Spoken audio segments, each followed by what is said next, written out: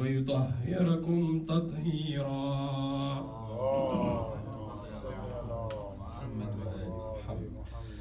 فقال علي لأبي: يا رسول الله، أخبرني ما لجلوسنا هذا تحت الكساء من الفضل عند الله.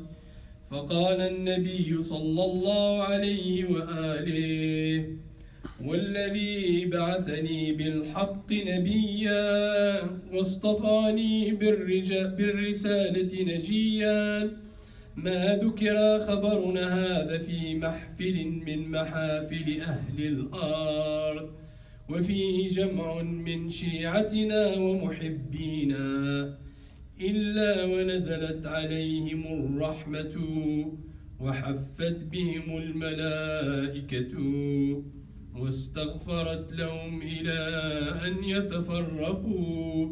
فقال علي عليه السلام: إذن والله فزنا وفاز شيعتنا ورب الكعبة.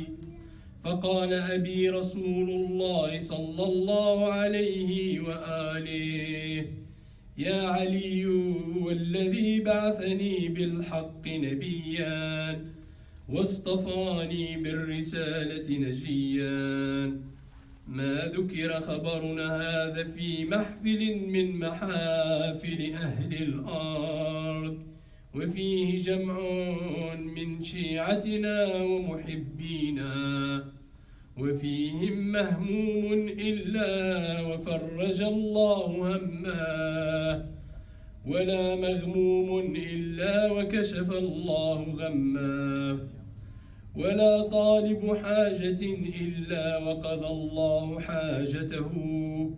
فقال علي عليه السلام: إذن والله فزنا وسعدنا، وكذلك شيعتنا فازوا وسعدوا في الدنيا والآخرة ورب الكعبة. اللهم صل على محمد وآل محمد.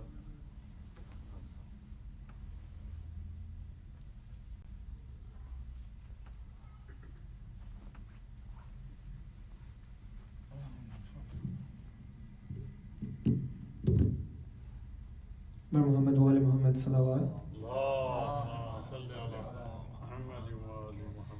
Without any further delay, we are already quite late, so I would request Maulana Syed Bilal Rizvi to please address the Majlis, and I would request all of you to please come forward and recite loud salawat. اللهم صل على محمد وآل محمد.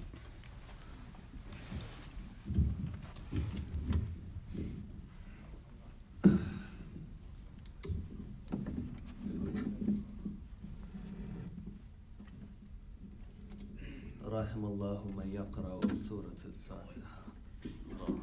بسم الله الرحمن الرحيم.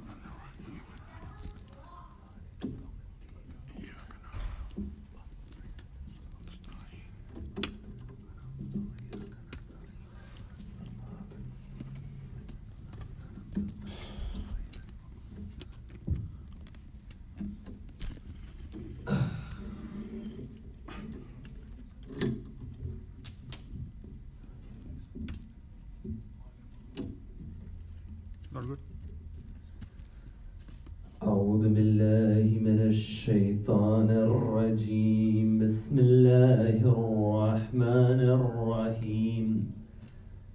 الحمد لله رب العالمين، والحمد لله الذي دل على وجوب وجوده افتقار الممكنات، وعلى قدرته وعلمه أحكام المصنوعات، المتعاليا مشابهة الجسمانيات، المنزه بجلال قدسه عن مناسبة الناقصات. نحمده حمدا يملأ أقطار الأرض والسماوات، ونشكره شكرا على نعمه المتظاهرات المتواترات.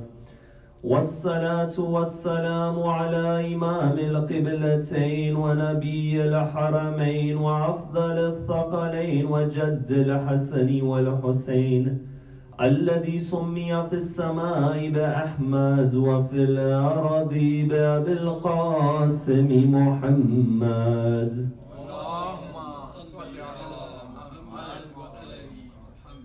وعلى آله الطيبين الطاهرين المعصومين الصادقين والذين ذهب الله عنهم الرجس وطهرهم تطهيرا.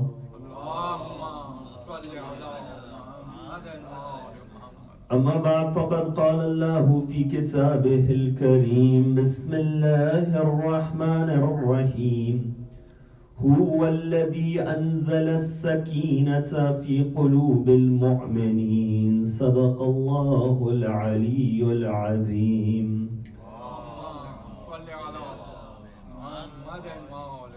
For the hastening of the reappearance of the master of our times, Sallu ala Muhammad wa ali Muhammad.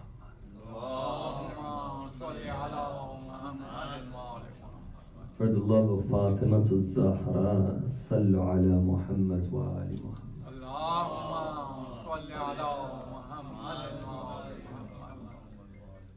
We move closer towards the Arba'een, or the 40th of Sayyid al-Shuhada.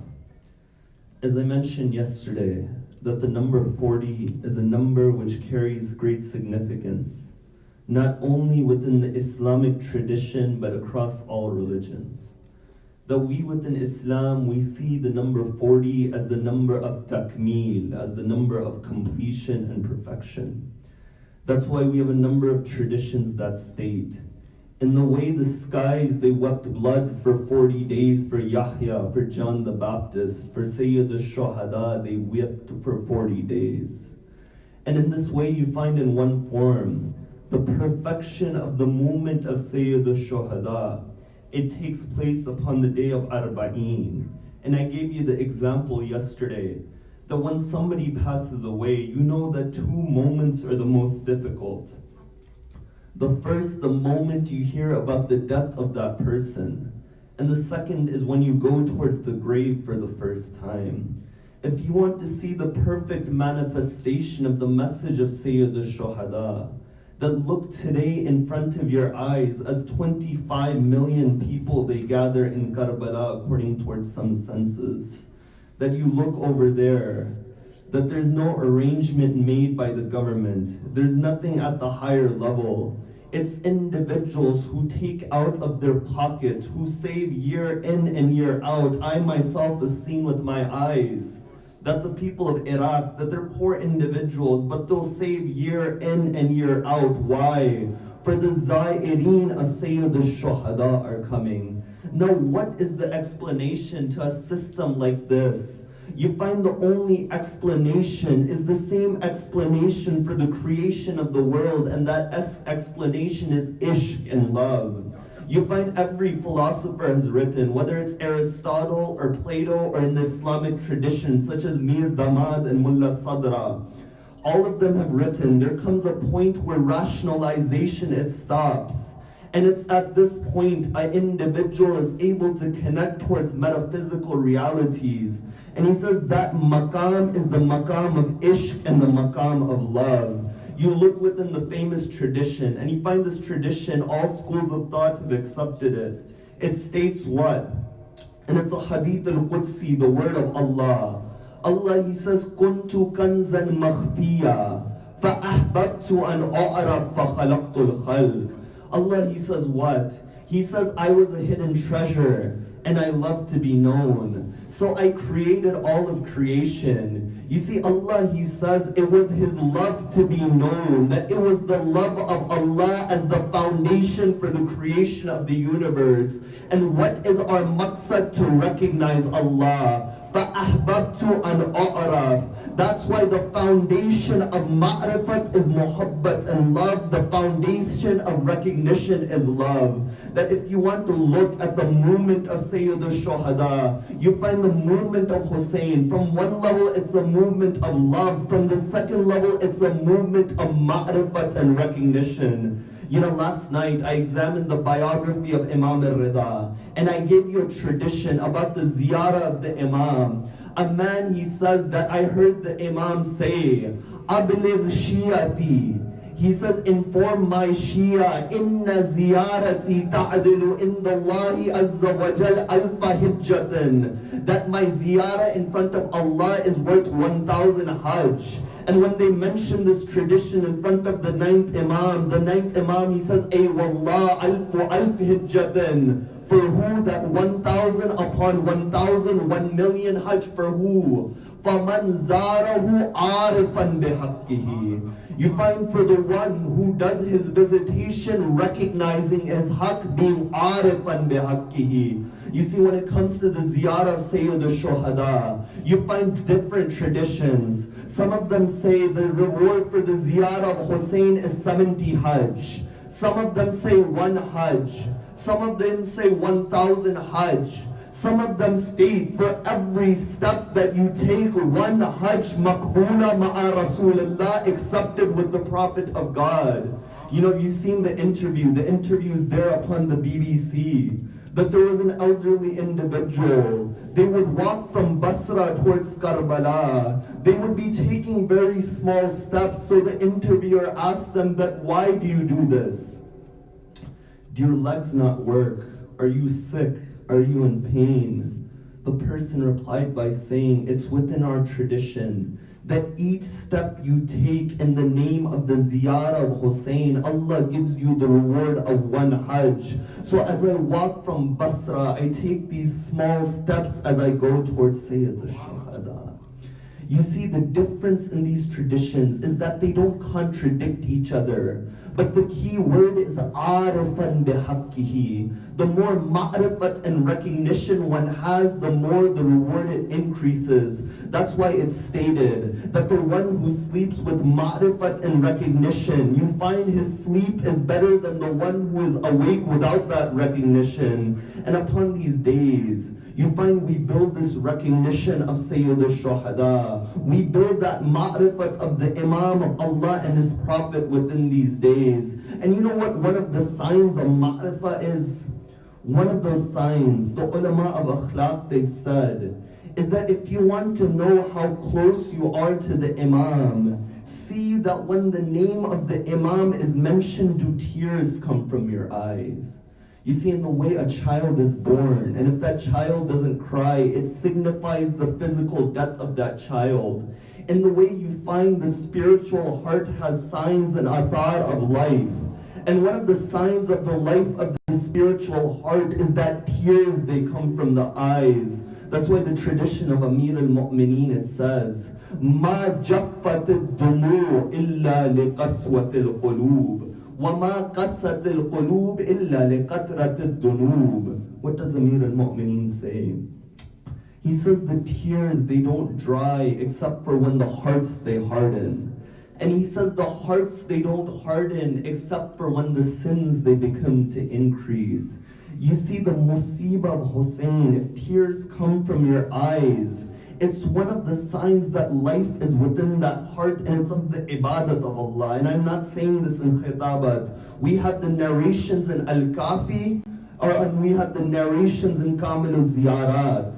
It's stated in Kamil al-Ziyarat. And Kamil al-Ziyarat was a book that Ayatollah al-Khuyi would say that either all of the narrations in this book are correct or the vast majority are sahih, that their isnad is sahih. You find it stated in Kamil al-Ziyarat that upon the day of Ashura, 4,000 angels came to Sayyid al-Shuhada to offer help towards Sayyid al-Shuhada. You see, the Imam, when he sacrificed himself, it's not because the Imam didn't have any other option. For the Imam is the beholder of Wilayat al-Taqweeni. Now, what is Wilayat al-Taqweeni? I don't have time to get into words. But the reality is that when Imam, he sacrifices himself, it's by his choice and it's for all of humanity.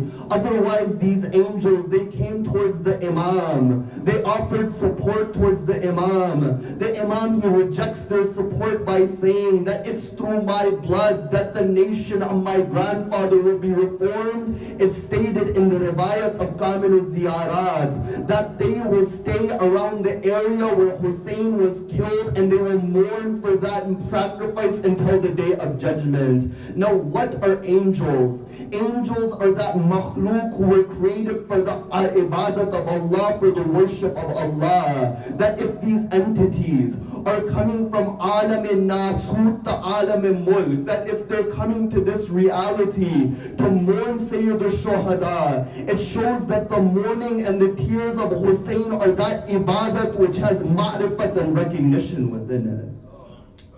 You see, this is the Imam. The Imam is that individual who would uplift somebody spiritually. And there are multiple ways that the Imam would do it, but without a doubt, one of those ways was through the traditions and the narrations he would give. And that's why in tonight's Majlis, the topic which I picked is analyzing a hadith which is famous within the mystical and the spiritual circles. And that hadith is the hadith of Unwan al-Basri. You know, when many people within the Hawza circles, they go towards the top ulama in irfan and spirituality, and they say, how do we go down the spiritual route? The first thing many of them give is this hadith of Unwan al-Basri, that they'll say, read this hadith once a week or twice a week, or even keep this hadith within your pocket. When you have time, read through this hadith. You find there are many concepts that when we analyze this hadith, you find the concept of nur and hidayat, it comes up. The concept of the reality of knowledge, it comes up, and you find practical lessons, they come up as well. But the question you ask is that what is the relevance of this hadith within our lives, especially upon these days of Arba'een? That out of all of the topics I could have picked, why the hadith of Unwan al-Basri? You find from the first level, when you look across the world, whether it's in the academic world or the secular level, you find the world realizes the human being has a metaphysical reality and a need for spirituality. That's why within the West we see the rise of Scientology. We see within the academic circles the discussion about Sufism. Further than that, what do we see? That when we look at the top-selling books of poetry, you find there the works of individuals such as Rumi and Hafid, individuals who would work upon Islamic spirituality. So you find from the first level, the human being here realizes that there is more to happiness than physical realities, and he seeks this peace through these metaphysical aspects within him. After all, when you ask somebody why do they follow a religion, you find many of them will say it brings peace towards my heart, and this is the reality of it. That the verse in the Quran, Allah, He says, هُوَ الَّذِي أَنزَلَ السَّكِينَةَ فِي قُلُوبِ الْمُؤْمِنِينَ. That Allah is the one who sends sakina and peace within the heart of a believer. This is that reality from the first level. From the second level, when you analyze this topic, you know, as I mentioned, these days are the days of Arba'een, the days of 40. You find the number of 40, it has many significant aspects. 40 weeks, 40 days when it comes to certain ibadat. I'll mention what the age of 40 is. I'll analyze all that on Sunday. But I'll give you one tradition which states that the one who dedicates himself to Allah for 40 days with ikhlas and sincerity, Allah will open the streams of wisdom from his heart towards his tongue. It shows that the number 40 has a significant aspect in the spiritual development of somebody. And when we analyze this hadith, we'll begin to realize this aspect, and we'll begin to also dive into the esoteric nature of the martyrs of Karbala. You find what is often forgotten is the spirituality of these individuals. That if I ask you, what do you know about Habib or Ali Akbar or Aba Fadl Abbas, many of you will reply to me by saying, to be honest, we only know what they did upon the day of Ashura. But you find it was a consistent process and a lifestyle that brought them to the ability to be able to sacrifice themselves. This is the reality of Karbala. In this way, you find Karbala is a living movement. As Imam al-Hussein says in Ziyaratul Arba'een, you find the sixth Imam, he says about his grandfather, that لِيَسْتَنْكِدَ عِبَادَكَ مِنَ الْجَهَالَةِ وَحِيرَةِ الدَّلَالَةِ. He says, oh my grandfather Hussein, you sacrifice yourself in the way of Allah. Why? To save your servants, oh Allah, from what? From ignorance and from the confusion of misguidance. You find this is that reality. when you look at these martyrs, the Imam would elevate them one by one. It's stated within history that Zuhair ibn al-Qayn would be going towards Iraq. Imam al-Hussein would be going in that direction. But Zuhair, he wouldn't speak towards the Imam, he wouldn't even stop near the Imam until one maqam it comes. And you know the historians, they say that at that point Zuhair kana Uthmaniyan. That what this means is that Zuhair was Uthmani in his political beliefs, meaning that he believed Amir al-Mu'mineen was involved in the murder of Uthman. That this was the belief of Zuhair ibn al-Qayn. But look how the Imam, he elevates Zuhair. It's stated that the Imam, he sends a messenger towards the tent of Zuhair. At that point, the messenger says, Aba Abdullah is calling you. Zuhair says, I'm not going. At that point, the wife of Zuhair says, Oh Zuhair, the son of Fatima is calling you, yet you don't go over there. You find Zuhair, he speaks with the Imam. I've looked in the Maqatil. The Maqatil, they don't write what the Imam, he said to Zuhair. They go silent upon that point. But all of them, they write that as soon as Zuhair came back, within those few minutes, such a spiritual transformation had taken place in Zuhair, that Zuhair says to his wife that you are divorced and freed from this obligation. He says to his servants, all of you are free, that if you want to come with me, then come by choice, for I am going to serve and help Sayyid al-Shuhada.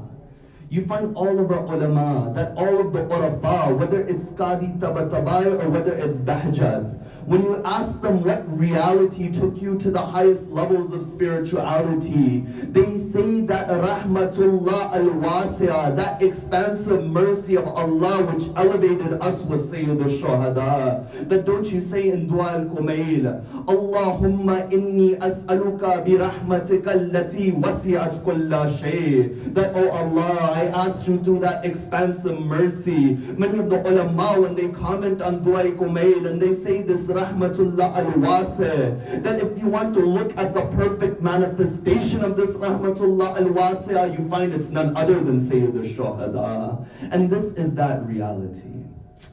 Now tonight, I'll analyze this hadith. As I mentioned, this hadith has practical benefits. This hadith shows how individuals, they elevate themselves. But there's certain aspects, before I come into the matan and the text of this hadith, we have to answer.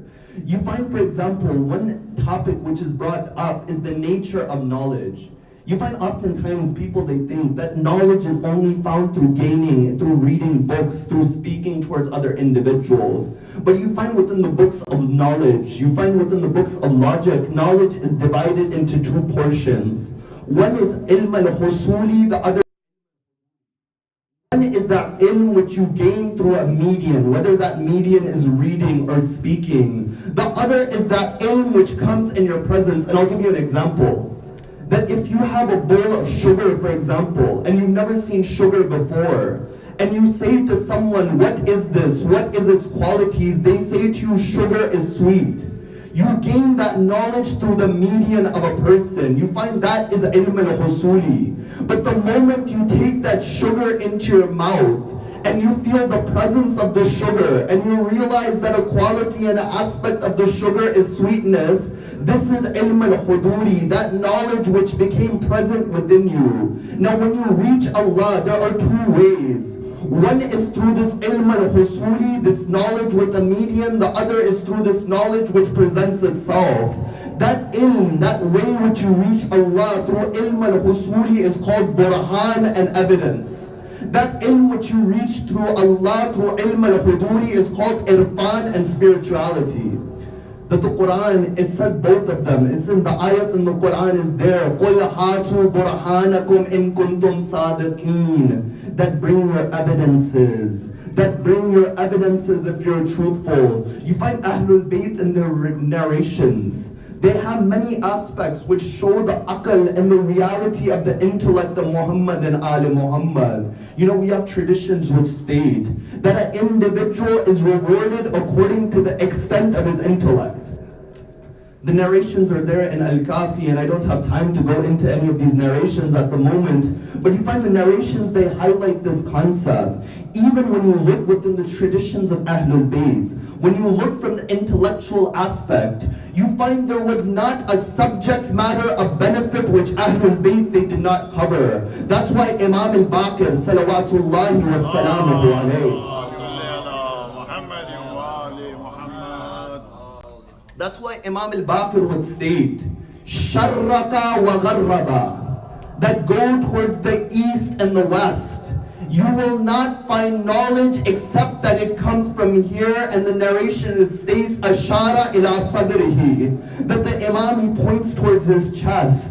He says, whatever knowledge you have, the principle of that knowledge of beneficence, it comes from the house of Muhammad and Ali Muhammad. That you look at an individual such as Jabir bin Yazid al-Ju'fi. Jabir bin Yazid al-Ju'fi, you find he's a companion of the sixth Imam. The books of Hadith and Rijal, they state that Jabir bin Yazid al-Ju'fi narrated 10,000 traditions from the Imam.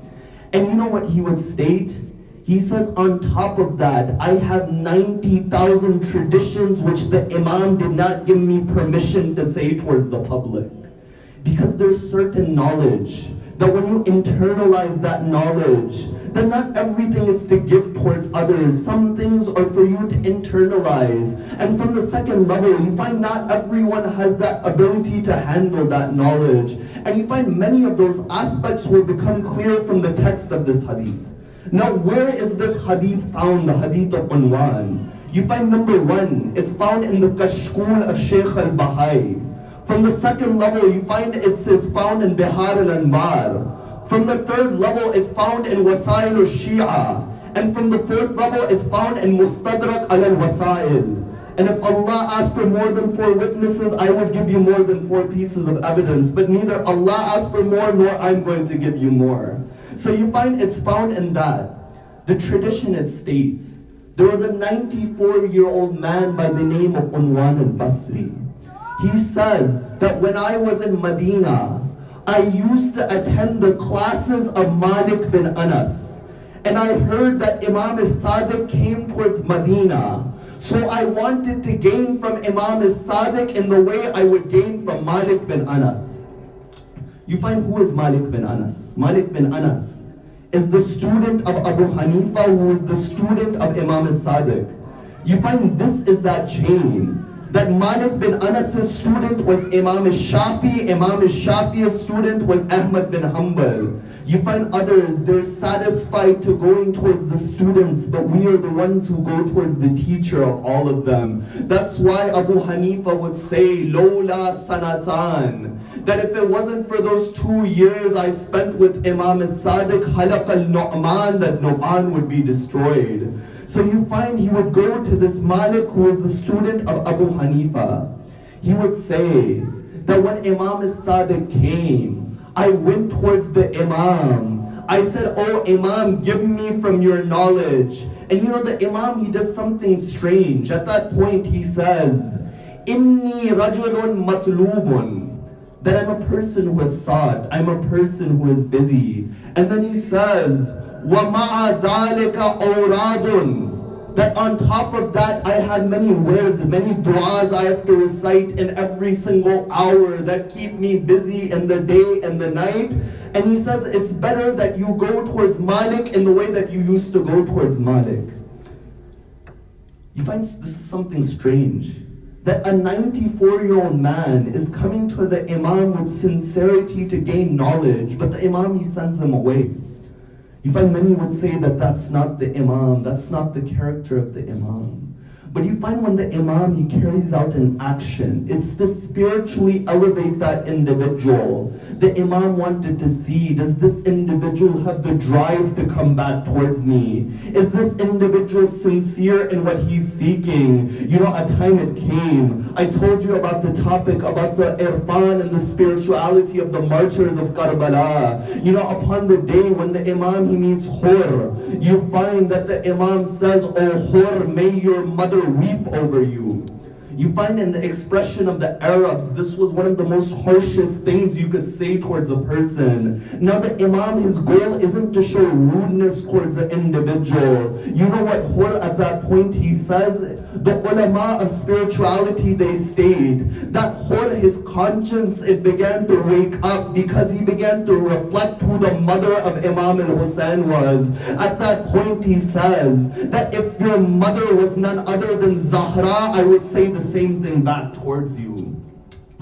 It's stated that when Hur, he goes through this realization, upon the next day when the time for prayer comes, the Imam says, "Oh Hur, you will lead your people and I will lead mine." Hur says, the Imam says, "Why don't you lead us as well?" You find that Hur says, "No, you are the grandson of Rasulullah." And it is this Hur that his conscience and his spirituality, it awoken in such a way that upon the night before Ashura, Hur, he would look upon one side, he would look upon the other. They would say, "Oh Hur, you came with commitment. Why do you look in such a state?" Hur would say, "I find myself in between heaven and hell upon that night."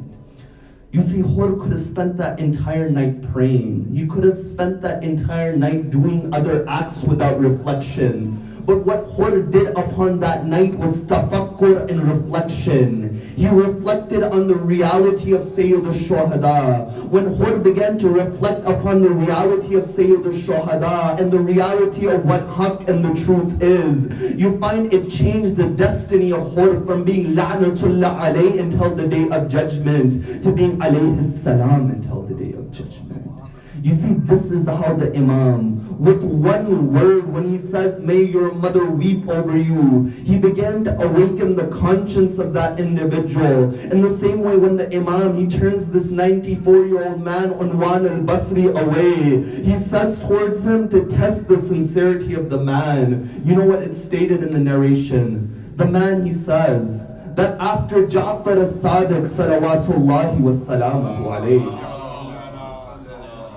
he says that after Ja'far as-Sadiq, he turned me away. I went to the mosque of Rasulullah and I sent my salams upon Rasulullah. Then after that, I went to my home. The next day, I came back. I recited 2 units of prayer and I said, "As'aluka ya Allah, an ta'tifa alayya qalba Ja'far." He says, "Oh Allah, I ask you to make the heart of Ja'far ibn Muhammad soft for me, to make room for me within his heart, and to give me from his knowledge which will guide me towards Sirat al-Mustaqim and the straight path." You see, another lesson comes from this hadith, that when this man was rejected from the door of Imam as-Sadiq, he went towards the ziyarah of Rasulullah. You find this ziyarah has that ability to bring one closer towards Muhammad and Ali Muhammad. You know, it's stated within the traditions. You find Sheikh Ja'far Shushtari. You know, Sheikh Ja'far Shushtari is the writer of the famous book Khasa'is al-Husainiyah. Within that book, he writes all of that which is specific to Imam Hussein and Imam Hussein alone. You know, it's stated within the life of Ja'far al-Shushtari that he would give a dars within the mosque, and within that dars, he would teach people from Tafsir al-Safi of Mullah Faith Kashani. He says, after my dars, I would try to recite the Musibah of Hussein, but I wouldn't be able to remember that Musibah. I was a mujtahid, I was an alim. The fact that I had to read out of a book, it would lower the impact of the Musibah. So I would go towards the shrine of Ahlul Bayt. When I would go towards ziyarah, I would ask Allah for the tawfiq to remember the Musibah of Sayyid al-Shuhada. He says, my life, it passed in this way. But a point it came that one night when I slept, I saw in my dream it was the day of Ashura. He says, I walked towards the tent of Sayyid al-Shuhada. that within my dream I saw Imam al-Hussein sitting next to Habib ibn Madahir. The Imam, he said to Habib, he says, "Oh Habib, prepare some food for Sheikh Ja'far, for he is our guest and we don't have any water to give towards him." You find Sheikh Ja'far Shushtari, he narrates that within my dream, Habib ibn Madahir, he gave me with my hands a type of food made from flour. He says, after I ate that food, when I woke up from my dream, I never forgot the musibah of Hussein after that. That these are the servants of Hussein, have the ability to elevate someone spiritually, then what must be the ability of Aba Abdullah al-Hussein? And you know the Sheikh Ja'far Shushtari, he says that at one point I came across a riwayat. The riwayat was of the fourth Imam. The fourth Imam would say that when you go underneath the dome of my father, du'as are accepted under the dome. Sheikh Ja'far Shushtari says, I looked at the sanad was sahih, but I rejected the narration. Why? He says at the time of Imam Zainul Abidin, there was no qubba, there was no dome. Then why is Imam Zainul Abidin saying this narration? He said, I rejected this narration until I came across another narration of the infallibles. That narration, they stated that over the spot where Hussein is killed, there is a qubba of nur and light. You know when Ziyaratul Nahiya it says, As-salamu ala man ja'ala Allahu shifa'a fi turbateh. Then it says, As-salamu ala man il-ijabatu tahta qubbateh. That salam be upon the one whom Allah has made shifa and healing within his turba, in his dust. And salam be upon the one for whose du'as are accepted underneath his dome. He says, then I realized this isn't a reference towards that physical qubba and dome in Karbala. It's a reference towards that qubba of nur and light. And the same Ja'far al-Shushtari I mentioned yesterday, he says that when somebody comes to the Majlis of Hussein, كَأَنَّهُ تَحْتَ قُبَّةِ الْحُسَيْنِ, it's as if he is under the qubba of Sayyid al-Shuhada. And the way du'as are accepted underneath the dome of Sayyid al-Shuhada. When you have any hajat, ask in the Majlis of Hussein and see what the Imam he gives towards you. You find this individual, he did this, he goes towards Rasulullah, he makes this dua. After that he says, Unwan al-Basri, after I made this dua within the mosque of the Prophet, I returned to my home, for my heart was drowned in the love of Ja'far as-Sadiq. After that I didn't go to the class of Malik bin Anas. After that I wouldn't leave my home except for the wajib prayers within the mosque. But he says one day enough was enough. After I recited Salatul Asr, I went to the house of Imam as-Sadiq. When I went to the house of Imam as-Sadiq, the servant of the Imam, he came out. When the servant of the Imam, he came out, he says, what do you want? He says, I want to send my salam ala sharif, upon the honorable Imam. You find the servant, he says, the Imam is busy in his prayers right now, sit. You find the Ahlul Bayt, they show that sometimes when things aren't accepted, keep knocking at their doorstep time and time again, for you'll be given. You find after that, the narration it states, the servant he comes back, he says the Imam has given you permission to enter. And the riwayat it says, Udkhul ala barakatillah, that enter upon the blessings of Allah. For the presence of the Imam was considered a blessing in and of itself. It stated that when he enters, the Imam, he sends his salams. He says, Ghafarallahu laka. He says, may Allah forgive you. Unwan al-Basri, he says, that if I gain nothing from this gathering except for this dua, even that would be enough for me. He says, if I gain nothing except for the dua of the Imam, the dua of the Imam, this would be enough for me. He says after that, the Imam, he says, Abu Man, that who are you? What is your title? He says, my title is Aba Abdullah. The Imam says, may Allah give you the strength to be upon this kunya and this title of being the servant of Allah. You find after that, he says, Ma mas'alatuk, that what is your hajat? Why have you come? he says that I made a dua that, oh Allah, make the heart of Ja'far ibn Muhammad soft for me and give me from his ilm. Give me from his knowledge. And now the tradition, it begins. You know what the Imam says? The Imam says, Ya Aba Abdullah, laysa al-ilmu bit-ta'allum.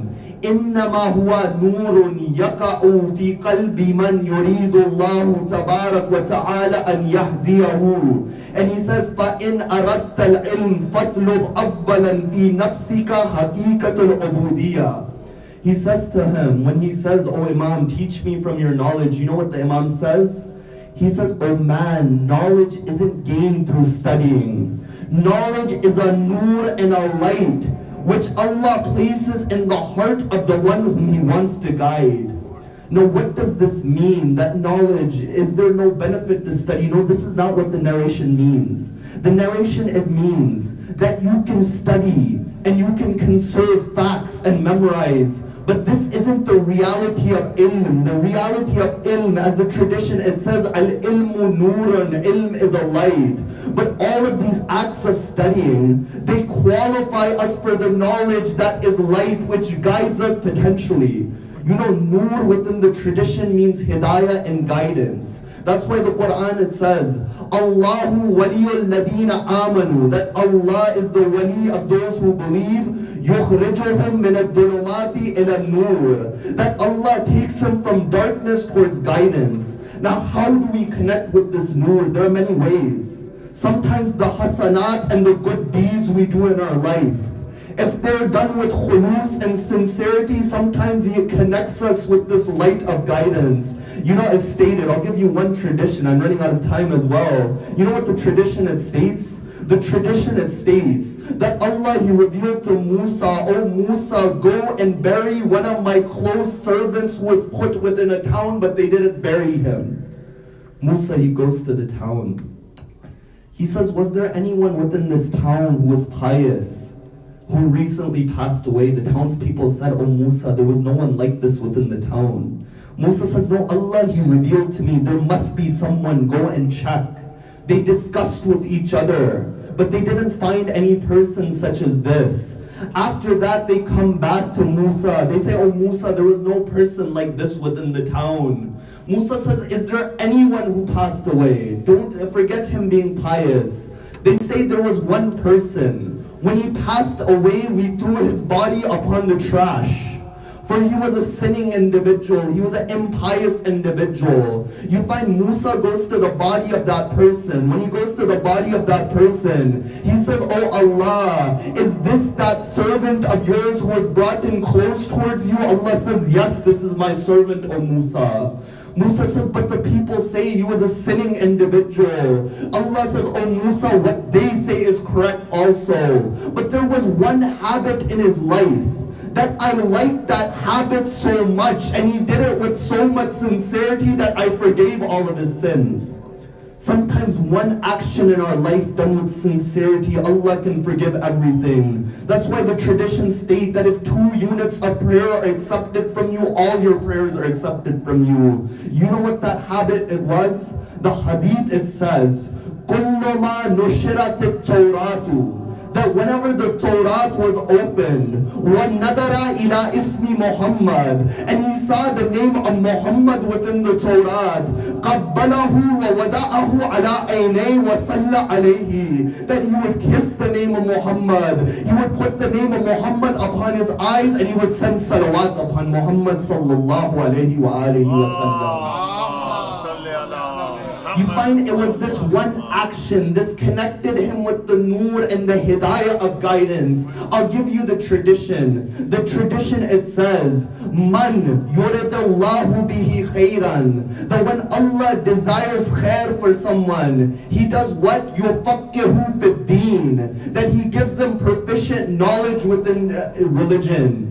You find this is found in our traditions, it's found in Al-Bukhari as well. But in Al-Bukhari, there's one more portion. It says, Rasulullah, he says, Innama ana qasimun wallahu yu'ti. That Allah is the one who gives, I am the one who distributes. So if you want knowledge, you come to the door of Rasulullah, for he is the distributor of knowledge in its truest reality. Now Rasulullah gave a formula as well. It's found in Tirmidhi, it's found in Mustadrak ala Sahihain. Rasulullah said, Ana Madinatul Ilm wa Aliyun Babuha. That I am the city of knowledge, Ali is its gate, and the one who wants knowledge should enter through the gate.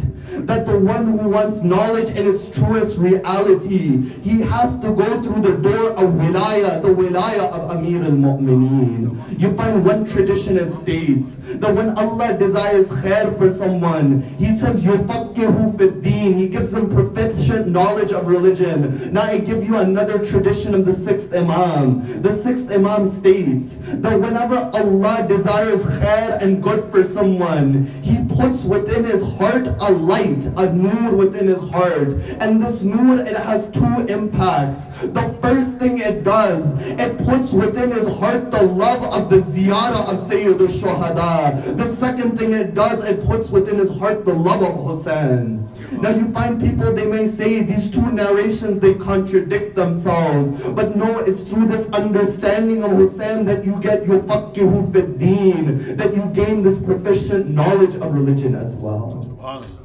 You find the Imam, he says, إنما هو نور يقع في قلب من يريد الله تبارك وتعالى أن يهديه. Then after that he says, فاطلب, that seek, he says, فَإِنْ أَرَدْتَ الْعِلْمِ فَاطْلُبْ أَوَّلًا فِي نَفْسِكَ حَقِيقَةُ الْعُبُودِيَّةِ. He says that if you want knowledge, that knowledge which guides you, then seek within yourself the reality of ibadat. Then seek within yourself the reality of servitude towards Allah. You know, it's through this maqam of being an abd that somebody reaches the highest realms of reality. That Rasulullah was a Nabi, he was a Rasul, he was Khatimul Anbiya. But upon the night of Mi'raj, when Rasulullah ascends the highest levels of reality, the verse it comes down, it says, Subhanalladhi asra bi abdihi. That free from defect is Allah who made his servant travel. He doesn't say bi nabiyihi, bi rasulihi, bi khatamil anbiya. It's this maqam of being an abd which elevates somebody. And you find this is what the tradition it states. It says seek within yourself the reality of ubudiyah. Then after that it says utlu bil ilm bista'malihi. That seek knowledge by using knowledge. You know, sometimes it's out of the mercy of Allah He doesn't give us knowledge. Because the more we gain, the more liable we are, the more accounted we are for that ilm. But the once somebody has the capacity to take that knowledge, the Quran says, لَإِن شَكَرْتُمْ لَأَزِيدَنَّكُمْ. That if you thank Allah, Allah He gives you more. Because once you're thankful, you find you won't be accounted for it. Once you can handle those blessings, Allah will increase the blessings within you. Then after that He says, ask Allah to make you understand. Astafhim Allah yufhimka, so you can understand. You see, the tradition it states that gain understanding. You know, fahm is different from accumulating facts and figures. Fahm is to know when to use that knowledge, how to use that knowledge in a way where it's beneficial to the society that you live in. You find this is that reality. After that, the individual, he says, Ma haqiqatul ubudiyah. That, oh Imam, why don't you tell me what the reality of servitude is? The Imam says there's three things. The first thing is that if you want to know if you are a servant of Allah, whatever you have been given, you don't view it as your own possession. The hadith says, يَرَوْنَ الْمَالَ مَالُ اللَّهِ. That he views his possessions as the possession of Allah. That whatever you have, you move in the reality of the verse. It says, Inna lillahi wa inna ilayhi raji'un. That we belong to Allah, we return towards Allah. This lam in lillah over here is the lam of milkiyat and possession. that means we belong to Allah. When anything befalls us, we are the reality of Allah. Allah gave it towards us, He can take it back. This is the first level. He says the second aspect of if knowing you are the servant of Allah is what? He mentions that this individual is that individual that when he acts and he gives in the way of Allah. Then after that, the third action, it states that he does not waste his time. He stays busy within the remembrance of Allah and what Allah has commanded and prohibited.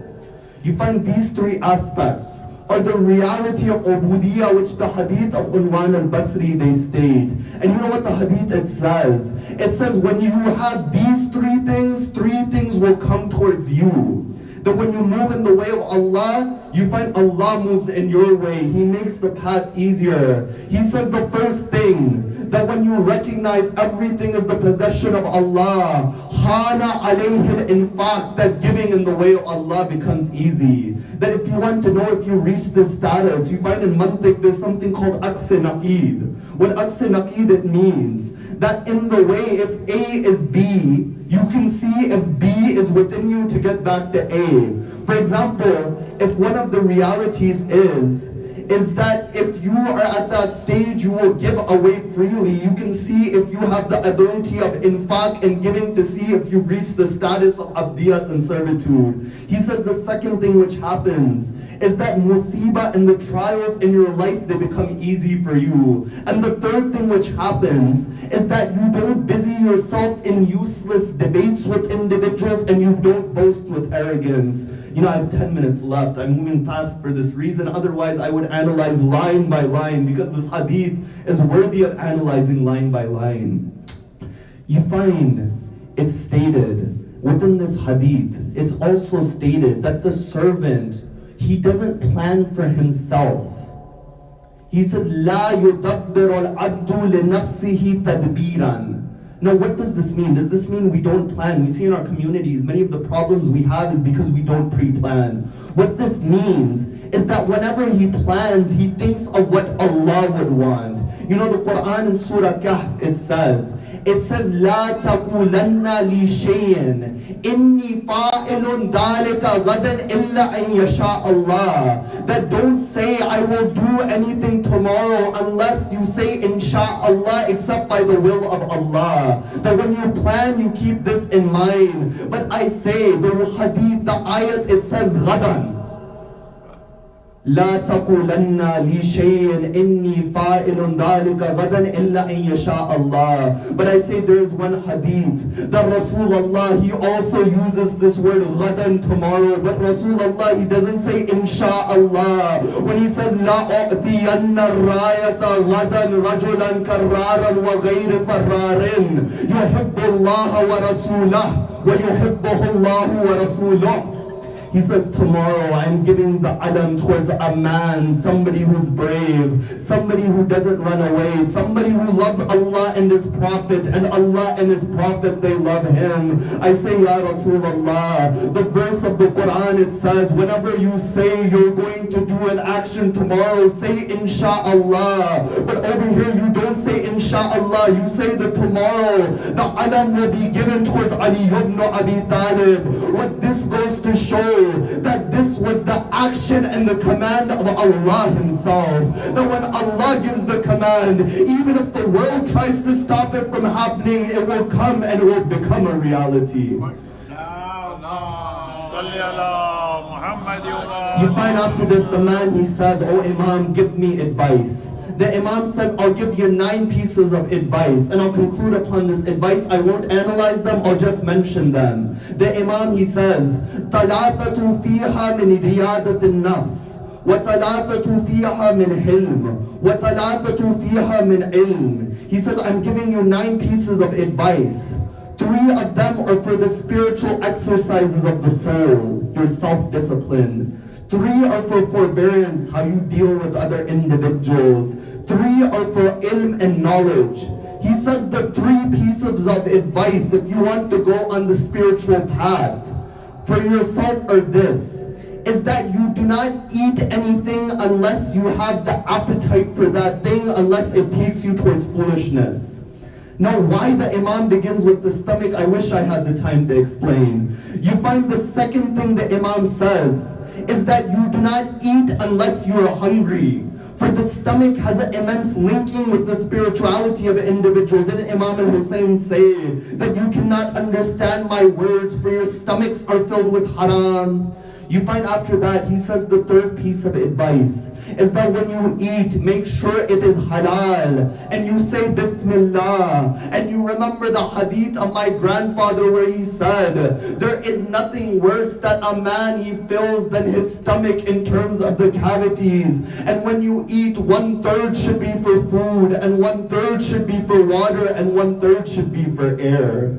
Then after that, he says, I'll give you 3 pieces of advice. And you look, when you move in spirituality and irfan, you find it's very practical advice to reach that high level. It's not you're flying from day one. He says the 3 pieces of advice in hilm are this, is that if somebody says to you, that if you say 1 insulting thing towards me, I will say 10 towards you.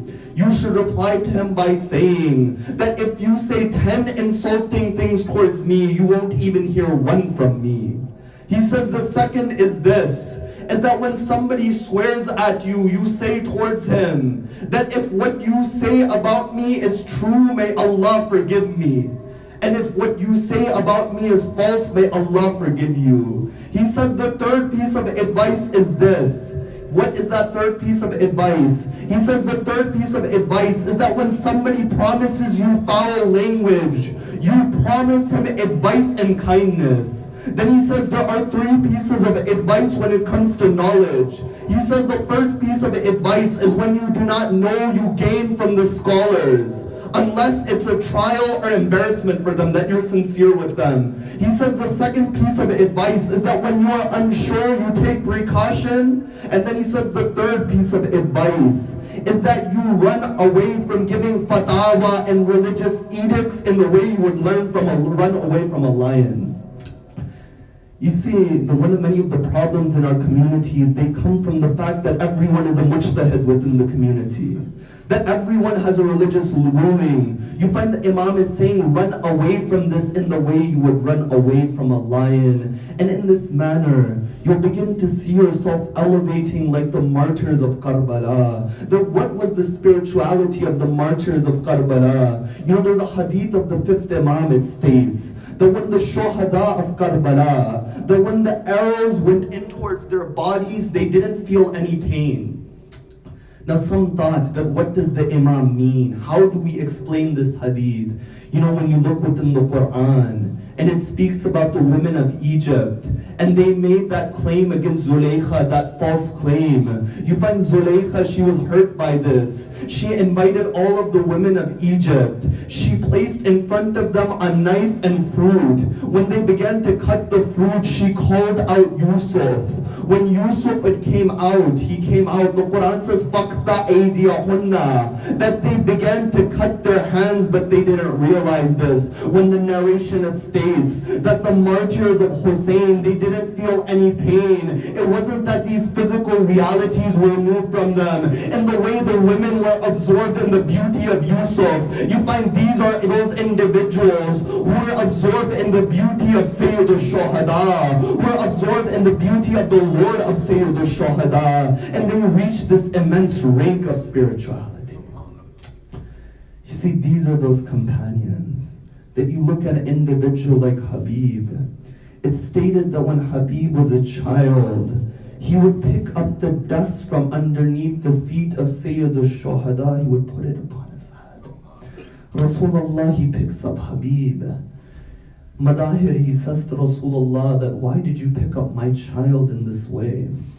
He says, you didn't see what I saw. I would look at him, as he would walk, he would pick up the dust from underneath the feet of Hussein, he would put it upon his head. You see, why did these individuals do this? Certain traditions, they state that when tears come from your eyes, it's to bring happiness to the heart of Fatima to Zahra. Which Zahra is this? This is that Zahra that even in those moments of wasiyah, she would think of Hussein. She would say, "Oh Fidda, when my Hussein goes to sleep, make sure you put water at the side of Hussein." You know, it's stated that at that moment when Zahra, the door, it burned upon the body of Zahra. The rib of Zahra, it was broken. It stated that when Zahra goes towards the house, she's within the house. She says, "Oh Ayman, make sure you give food towards Hassan and Hussein. Don't tell Hassan and Hussein their mother has passed away until they've had their food." You find then she says, "Oh Ayman, I'm going into the room and I'm going to recite the Quran." The moment you hear the Quran stop, know that Zahra is no more. It's stated that when the Quran it stops, Ayman, she says, "Salaam, O the daughter of Rasulullah." No reply comes. She says, "Assalamu alayki ya Fatima al-Zahra." No reply comes.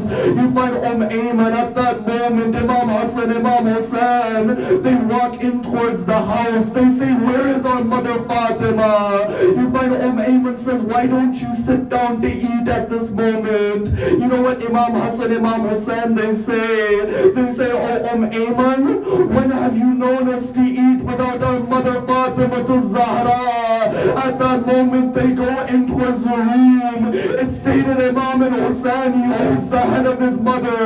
Imam and Hassan holds the feet of his mother. They say, "Oh my mother, why don't you reply towards us?" This is the musibah of Sayyid al-Shuhada.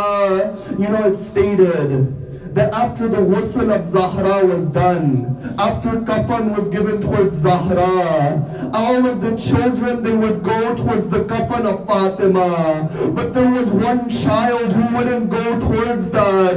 At that moment, Fidda, she says to Amir al-Mu'mineen, "Oh Ali, your son Hussein hasn't bid farewell towards his mother Fatima." The riwayat it states that as Sayyid al-Shuhada, he goes towards the kafan of his mother. He says, "Oh my mother Fatima, why don't you reply towards me?" He says, "Oh my mother Fatima, I am the gharib of Karbala. Oh my mother Fatima, I am the madloom of Karbala." The riwayat it states, at that moment Jibreel comes towards Amir al-Mu'mineen. He says, "Oh Ali, the angels, they can't handle Hussein upon the chest of his mother." You find the heavens are in disarray. I say, "Ya Amir al-Mu'mineen, if the angels couldn't handle Hussein upon the chest of Fatima, how did they handle that moment that Shimarij sits upon the chest of Hussein, that from Tillay Zainabiyah, Zainab would stand, Zainab would fall." You know, the riwayat it states that they said to Shimar that as you were cutting the neck of Hussein, "Is there anything that you would hear?" Shimari would reply, "I would hear the voice of a lady saying, 'Waladi, waladi, qatalukach.'" That, "Oh my child, they're killing you." Ala la'natullah ala al-qawm al-dhalimeen. Sayalam alladhina dhalamu ayyamun qalamin. Raise your hands. Ya Allah, we ask through the right of Fatima to Zahra, that wherever the followers of Ahlul Bayt are in difficulty, help them. Wherever they have any hajat which are for their betterment, granted towards them. Ya Allah, we pray for the forgiveness of their sins. We pray for the strength to walk upon the path of Muhammad and Ali Muhammad. We pray for the intercession of Muhammad and Ali Muhammad. And we pray for the hastening of the reappearance of the Master of our time. ربنا تقبل منا إنك أنت السميع العليم. صلوا على محمد وآل محمد. اللهم صل على محمد.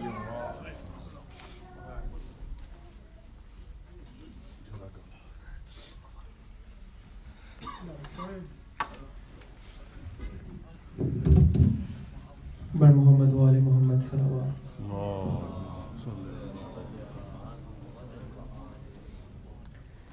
Bare digar salawat.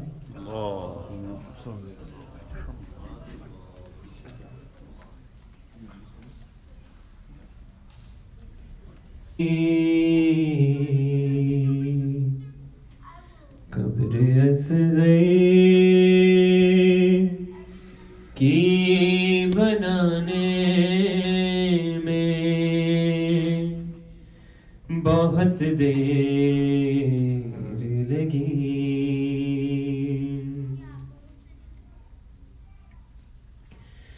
کچھ قدم دور ہے بازار سے دربار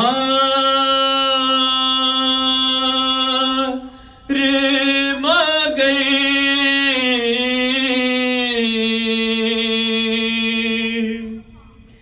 کچھ قدم دور ہے بازار سے دربار مگر پھر بھی شہزادی کو آنے میں بہت دیر لگی.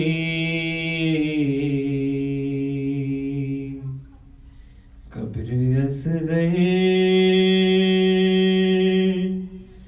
کی بنانے میں بہت دیر لگی.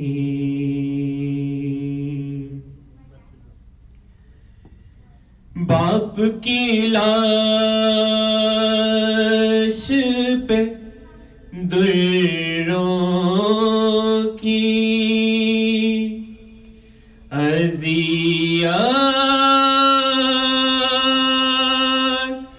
دیکھ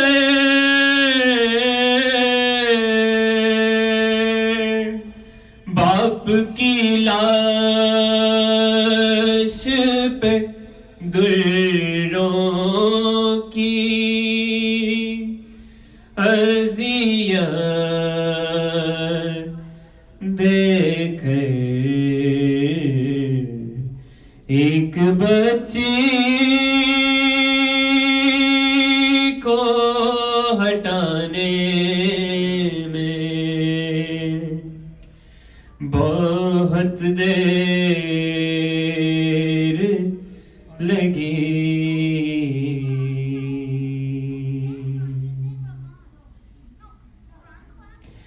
اس قدر پیاس سے سوکھا تھا گلوئے سرور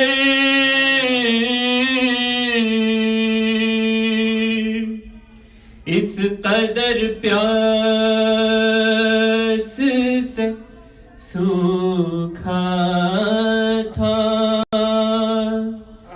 گلوئے سرور شمر کو تیغ چلانے میں بہت دیر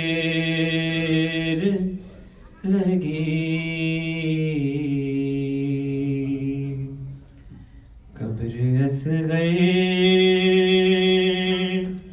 کی بنانے میں بہت دیر لگی.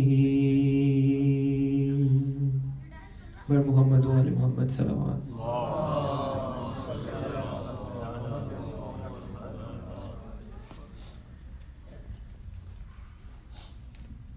Jazakallah.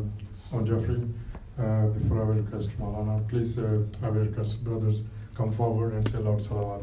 اللهم صل على محمد. میں گزارش کروں گا جناب مولانا جعفر صاحب سے کہ وہ آئیں زیب ممبر ہوں. بلند تر صلوات. اللهم صل على محمد.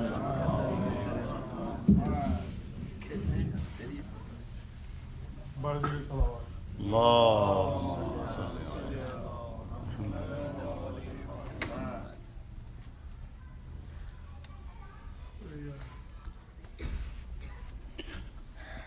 فاتحہ. بسم اللہ.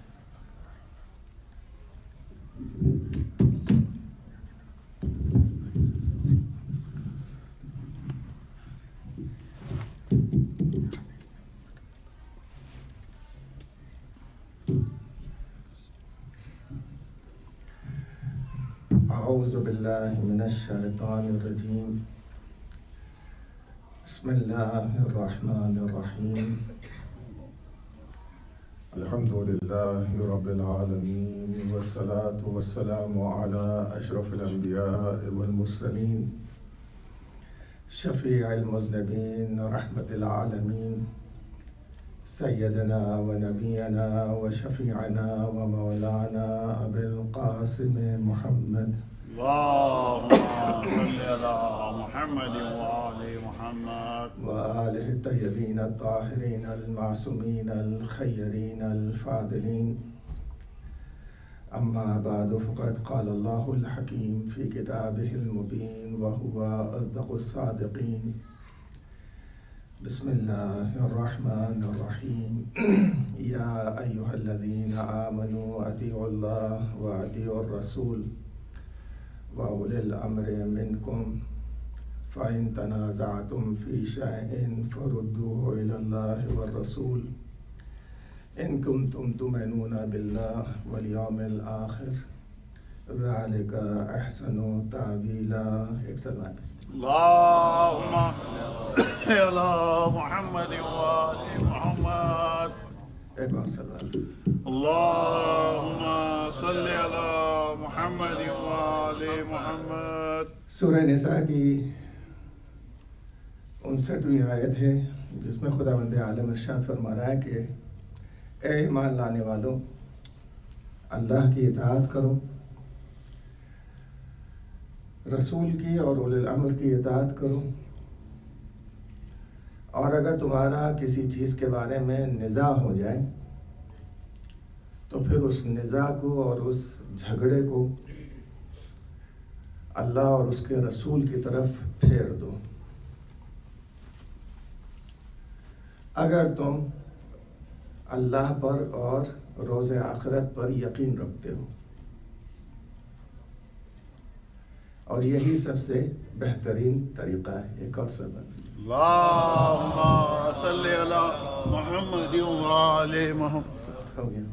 ایک صلوات اور لکھتے ہیں. اللهم صل على محمد وآل محمد. تو یہاں پر ارشاد خود بتا رہا ہے کہ ہمارے اوپر 3 اطاعتیں واجب ہیں، مگر ان 3 اطاعتوں میں 2 لفظ اطاعت استعمال ہوا ہے، جس کا مطلب یہ ہے کہ 2 اطاعتوں میں فرق ہے، اور وہ اللہ کی اطاعت میں اور رسول اور اولی الامر کی اطاعت، ان دونوں اطاعتوں میں فرق ہے. مگر رسول اور اولی الامر کی اطاعت میں کوئی فرق نہیں ہے، اس لیے کہ ان کے درمیان میں ایک ہی لفظ اطاعت استعمال ہوا ہے. اطیعوا اللہ و اطیعوا الرسول و اولی الامر. سو یہ اطیعوا جو ہے 2 مرتبہ استعمال ہوا ہے. تو یہاں پر مجھے بس آپ کے سامنے یاد کرنا ہے کہ دونوں اطاعتوں میں فرق کیا ہے. اللہ کی اطاعت میں اور رسول کی اطاعت میں کیا فرق ہے. کل کی مجلس میں آپ کے سامنے یاد کیا تھا وَمَن يُطِعِ الرَّسُولَ فَقَدْ أَطَاعَ اللَّهَ. جس نے رسول کی اطاعت کی اس نے اللہ کی اطاعت کر لی. لیکن دونوں میں فرق ہے. فرق یہ ہے کہ اللہ کی اطاعت میں نماز ہے، اللہ کی اطاعت میں عبادت ہے، رسول کی اطاعت میں عبادت شامل نہیں ہے. اللہ کی ہم عبادت کریں گے مگر رسول کی ہم عبادت نہیں کریں گے. یہ دونوں میں فرق ہے. اس لیے اللہ نے لفظ اطاعت کو الگ رکھا کہ میری اطاعت میں عبادتیں شامل ہیں، رسول کی اطاعت میں ان عبادتوں کا طریقہ شامل ہے مگر خود عبادت شامل نہیں ہے. مثال کے طور کے اوپر نماز واجب ہے اور یہ اللہ کی اطاعت ہے، قرآن مجید میں لکھا ہوا ہے، اور یہ کلی طور کے اوپر لکھ دیا گیا کہ اقیموا الصلاۃ وآتوا الزکاۃ. نماز قائم کرو اور زکوٰۃ دو. یہ کلی طور کے اوپر لکھ دیا گیا. اس کی تشریح اگر دیکھنا ہے، اس کے ڈیٹیلز اگر دیکھنا ہے تو وہ پھر رسول اللہ بیان کریں گے. تو قرآن مجید ہمیں کلیات دیتا ہے اور رسول اللہ اس کے جزیات کو ایکسپلین کرتے ہیں، اور اہل بیت ان جزیات پر عمل کر کے عملی طور کے اوپر نمونہ بتاتے ہیں. ایک صلوات بھیجے محمد والے. اللہم صلی علی محمد وآل محمد. ایک اور صلوات بھیجتے ہیں. اللہم صلی علی محمد وآل محمد. ٹھیک ہے. اور ایمان لانے والوں سے خطاب ظاہر ہے کہ ایمان لانے والے آپ لوگ ماشاءاللہ سے میرے سامنے بیٹھے ہوئے ہیں. کل کی مجلس میں نے آپ کے سامنے عرض کیا کہ ایمان جو ہے وہ بڑا مشکل مرحلہ ہے کہ جو یہاں پر نہ اٹک جائے بلکہ اندر اتر جائے، نفس میں اتر جائے. تو نفس میں اترنا ایمان کا جو ہے وہ بہت ضروری ہے. جیسے بیج جو ہے وہ کسی درخت کا آپ زمین پر ڈال دیں تو یقین نہیں ہے کہ وہ بار آور ہو جائے گا. ہو سکتا ہے کہ بارش یا پانی یا کوئی چیز اس کو سڑا دے، گلا دے، سکھا دے، لیکن اسی بیج کو اگر آپ بو دیں زمین میں تو پھر اس میں سے درخت نکلتا ہے. اور وہ درخت جو ہے جب تک کھڑا رہے گا اپنے بیج کا حوالہ دیتا رہے گا. مثال کے طور کے اوپر آم کا اگر درخت ہے، اس کا بیج آپ نے بویا ہے تو بویا تو بیج، مگر اس کو چھپا دیا آپ نے زمین میں. درخت نکل آیا تو درخت کا پتا بتائے گا کہ میں اس بیج سے تعلق رکھتا ہوں جو آم کا ہے. اس کی خوشبو بتائے گی، اس کی صورت بتائے گی، اس کی شکل بتائے گی. تو لا الہ الا اللہ اگر آپ نے لے کر زبان پہ رکھا ہے اور نیچے نہیں اتارا ہے تو اس بیج کی طرح ہے جس کو پانی ضائع کر دے گا، سورج کی تپش ضائع کر دے گی، گمراہی ضائع کر دے گی، کفر ضائع کر دے گا. جب اتر جائے یہ بیج اندر تو پھر اس میں سے وہ درخت نکلے گا، یعنی وہ عمل نکلے گا جس کی خوشبو سے لا الہ الا اللہ کا پتہ چلے گا. ایک صلوات بھیجے محمد والے محمد. یہ مثال میں اس لیے دے رہا ہوں کہ رسول اللہ کا جو پہلا کلمہ تھا وہ یہی تھا، لا الہ، قولوا لا الہ الا اللہ تفلحوا. لا الہ الا اللہ کہو تفلحوا، نجات پا جاؤ گے. تفلحوا نکلا ہے فلاحت سے. فلاحت کے معنی ہے کھیتی کرنا. جب انسان کھیتی کرتا ہے تو زمین کو ہموار کرتا ہے، اس کے بعد اس میں بیج بوتا ہے، پھر پانی دیتا ہے، اور پھر وہ درخت نمودار ہوتا ہے تو اس کو پھر سینچا جاتا ہے تاکہ سوکھنے نہ پائے. تو یہاں پر رسول اللہ نے لا الہ الا اللہ کے لیے یہ کہا کہ اس کو اپنے ایمان کا بیج بنا لو اور اس کو عمل کے ذریعے سے سینچتے چلے جاؤ تو یہ درخت باآور ہوگا. یہ لا الہ الا اللہ جو جملہ میں بار بار آپ کے سامنے عرض کر رہا ہوں، یہی کلمہ تھا شروع ایمان میں. اگر کوئی آدمی قولوا لا الہ الا اللہ تفلحوا سننے کے بعد صرف یہ اقرار کر لیتا لا الہ الا اللہ، اشہد ان لا الہ الا اللہ، اور مر جاتا تو وہ مومن کامل بھی ہوتا اور نجات یافتہ بھی ہوتا. اس لیے کہ نہ نماز اس وقت تک واجب تھی، نہ روزہ واجب تھا، نہ حج، نہ زکوٰۃ، نہ خمس، نہ جہاد، کچھ نہیں. بس یہی واجب تھا کہ لا الہ اشہد ان لا الہ الا اللہ رسول کہہ رہے ہیں اور رسول پر ایمان ہے، اشہد ان محمد رسول اللہ. کیا ایسے لوگ تھے؟ کہاں ہیں؟ وہ پہلی عورت اسلام میں جو شہید ہوئی ہے اور وہ پہلا مرد جو شہید ہوا ہے، عمار یاسر کے والدین سمیہ شہید ہو گئیں اور یاسر شہید ہو گئے، اور ان کا پورا اسلام ہی یہ تھا، اشہد ان لا الہ الا اللہ و اشہد ان محمد رسول اللہ. اس کے علاوہ ان کا کوئی ایمان نہیں تھا.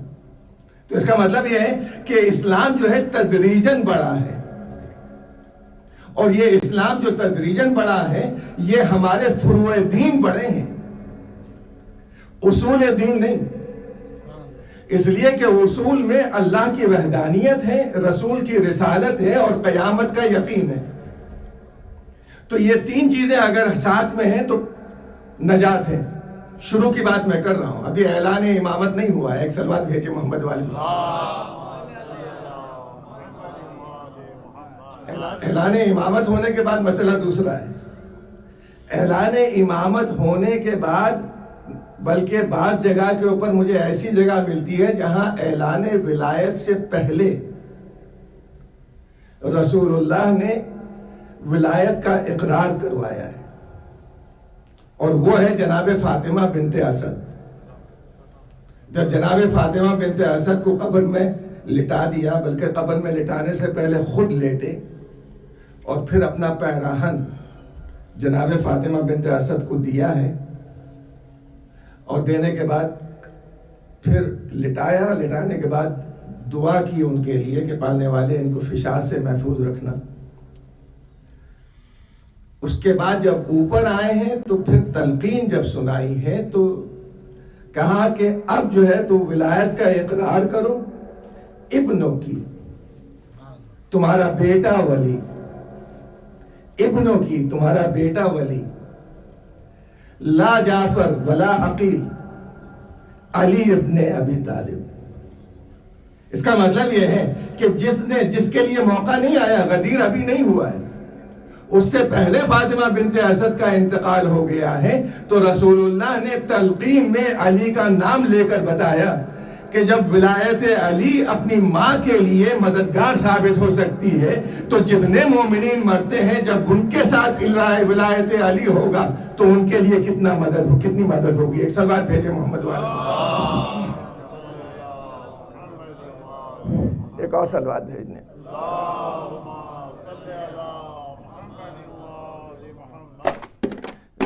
لگتا تو ایسے ہی ہے کہ آپ کی سلوات کے لحاظ سے مجلس پڑھوں. ایک سلوات بھیج دیں.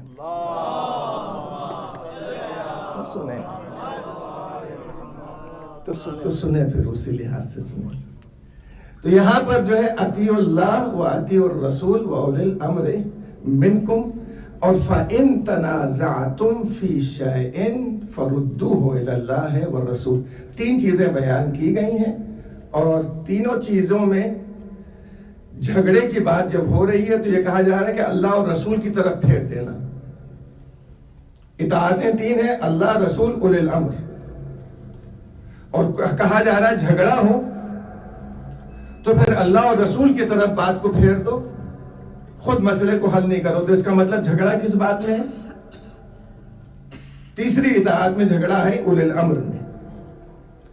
تو صاف صاف قرآن کی آیت یہ کہہ رہی ہے کہ اللہ اور رسول کی طرف پھیر دو، یعنی سقیفہ میں نہ جاؤ، بلکہ اس مسئلے کو اللہ اور رسول تک پہنچاؤ. وہ بتائیں گے کہ تمہیں کیا کرنا ہے. اور یہ تم اس وقت تک نہیں کر سکتے جب تک کہ تمہارا ایمان اللہ پر نہ ہوگا اور قیامت پر نہیں ہوگا. اس کا مطلب یہ ہے کہ جنہوں نے اولی الامر کے جھگڑے میں اللہ اور رسول کی طرف بات کو نہیں پھیرا ہے، نہ ان کا ایمان اللہ پر ہے نہ قیامت پر ہے. تو جب اللہ اور قیامت پر یقین نہیں ہے، ولایت پر یقین نہیں ہے، نبوت پر یقین نہیں ہے، تو ایسے لوگوں کو میں کس زمرے میں لے جاؤں؟ اس زمرے میں لے جاتا ہوں جس کو کافر رے کہا جاتا ہے. مگر یہاں پر میں کہہ نہیں رہا ہوں، اس لیے کہ یہ وہ کفر ہے جو چھپا ہوا ہے. دو طرح کے کفر ہیں. ایک کفر وہ ہے جو ذات میں ہے، ایک کفر وہ ہے جو معرفت میں ہے. یہاں پر معرفت کا کفر ہے. اولی الامر میں ان کو بھی یقین ہے، ہمیں بھی یقین ہے، مگر انہیں معرفت نہیں ہے، ہمیں معرفت ہے. ایک سلوات بھیجے محمد والے. معرفت ہونا ضروری ہے یہاں پر. اسی لیے حدیث میں موجود ہے کہ امام زمانہ جب آئیں گے تو یہی جملہ ہوگا، اور یہ رسول اللہ نے کہا من لم یعرف امام زمانہ ہی ماتا میتتا جاہلیہ. وہ جاہلیت کی موت مرے گا. جو امام وقت کو نہ پہچانے وہ جاہلیت کا موت مرے گا. جاہلیت کی موت کا کیا مطلب؟ یعنی اسلام سے پہلے والی موت، کفر والی موت، ضلالت والی موت. تو جب ایسی موت ہے تو اس کا مطلب یہ ہے کہ پہلا فرض ہر مسلمان کا یہ ہے کہ وہ اپنے وقت کے امام کو پہچانے. اب کتنا بڑا دشمن ہوگا وہ جو وقت کے امام کو سامنے دیکھ رہا ہو اور پھر بیعت سے انکار کر رہا ہو. اور مولانا نے برجستہ یہ جملہ کہا، اس کو چھوڑ دو، اس کو کچھ مت کرو، اور سن لو تم جا تو رہے ہو لیکن اپنے باپ کی شہرت کو استعمال کر کے مسلمانوں میں فتنہ نہ برپا کرنا. عبداللہ ابن عمر سے کہا کہ اپنے باپ کی شہرت کو استعمال کر کے مسلمانوں میں فتنہ نہ کرنا. تو میری بیعت ضرور نہ کرو. اس کا مطلب کیا ہے؟ اس کا مطلب مولا کائنات صاف صاف کہہ رہے ہیں کہ بیعت کرنا تمہاری چوائس ہے.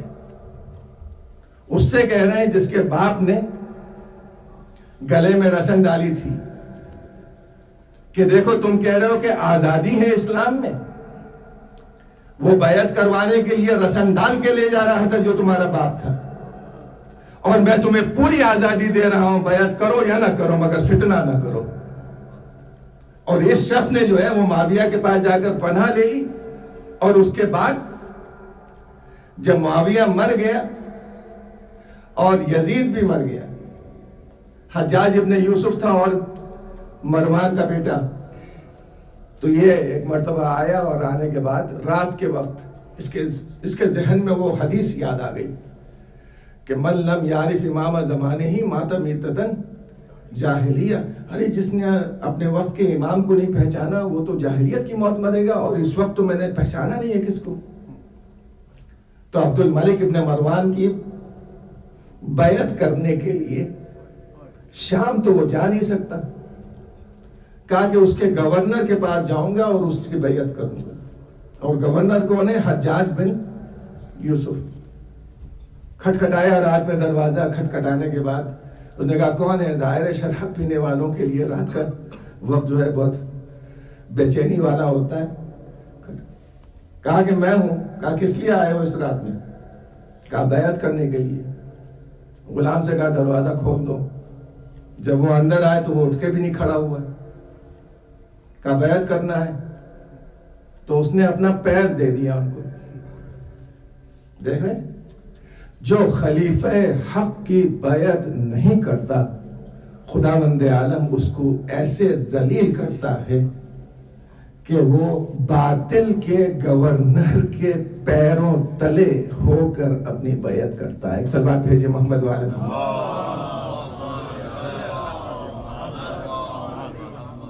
تو یہ وہ شخص ہے جس نے بیعت نہیں کی مولا کی، مگر مولا کائنات نے پوری آزادی دی، اس لیے کہ تمہیں پوری آزادی ہے اور میرا نام ہی فاروق ہے.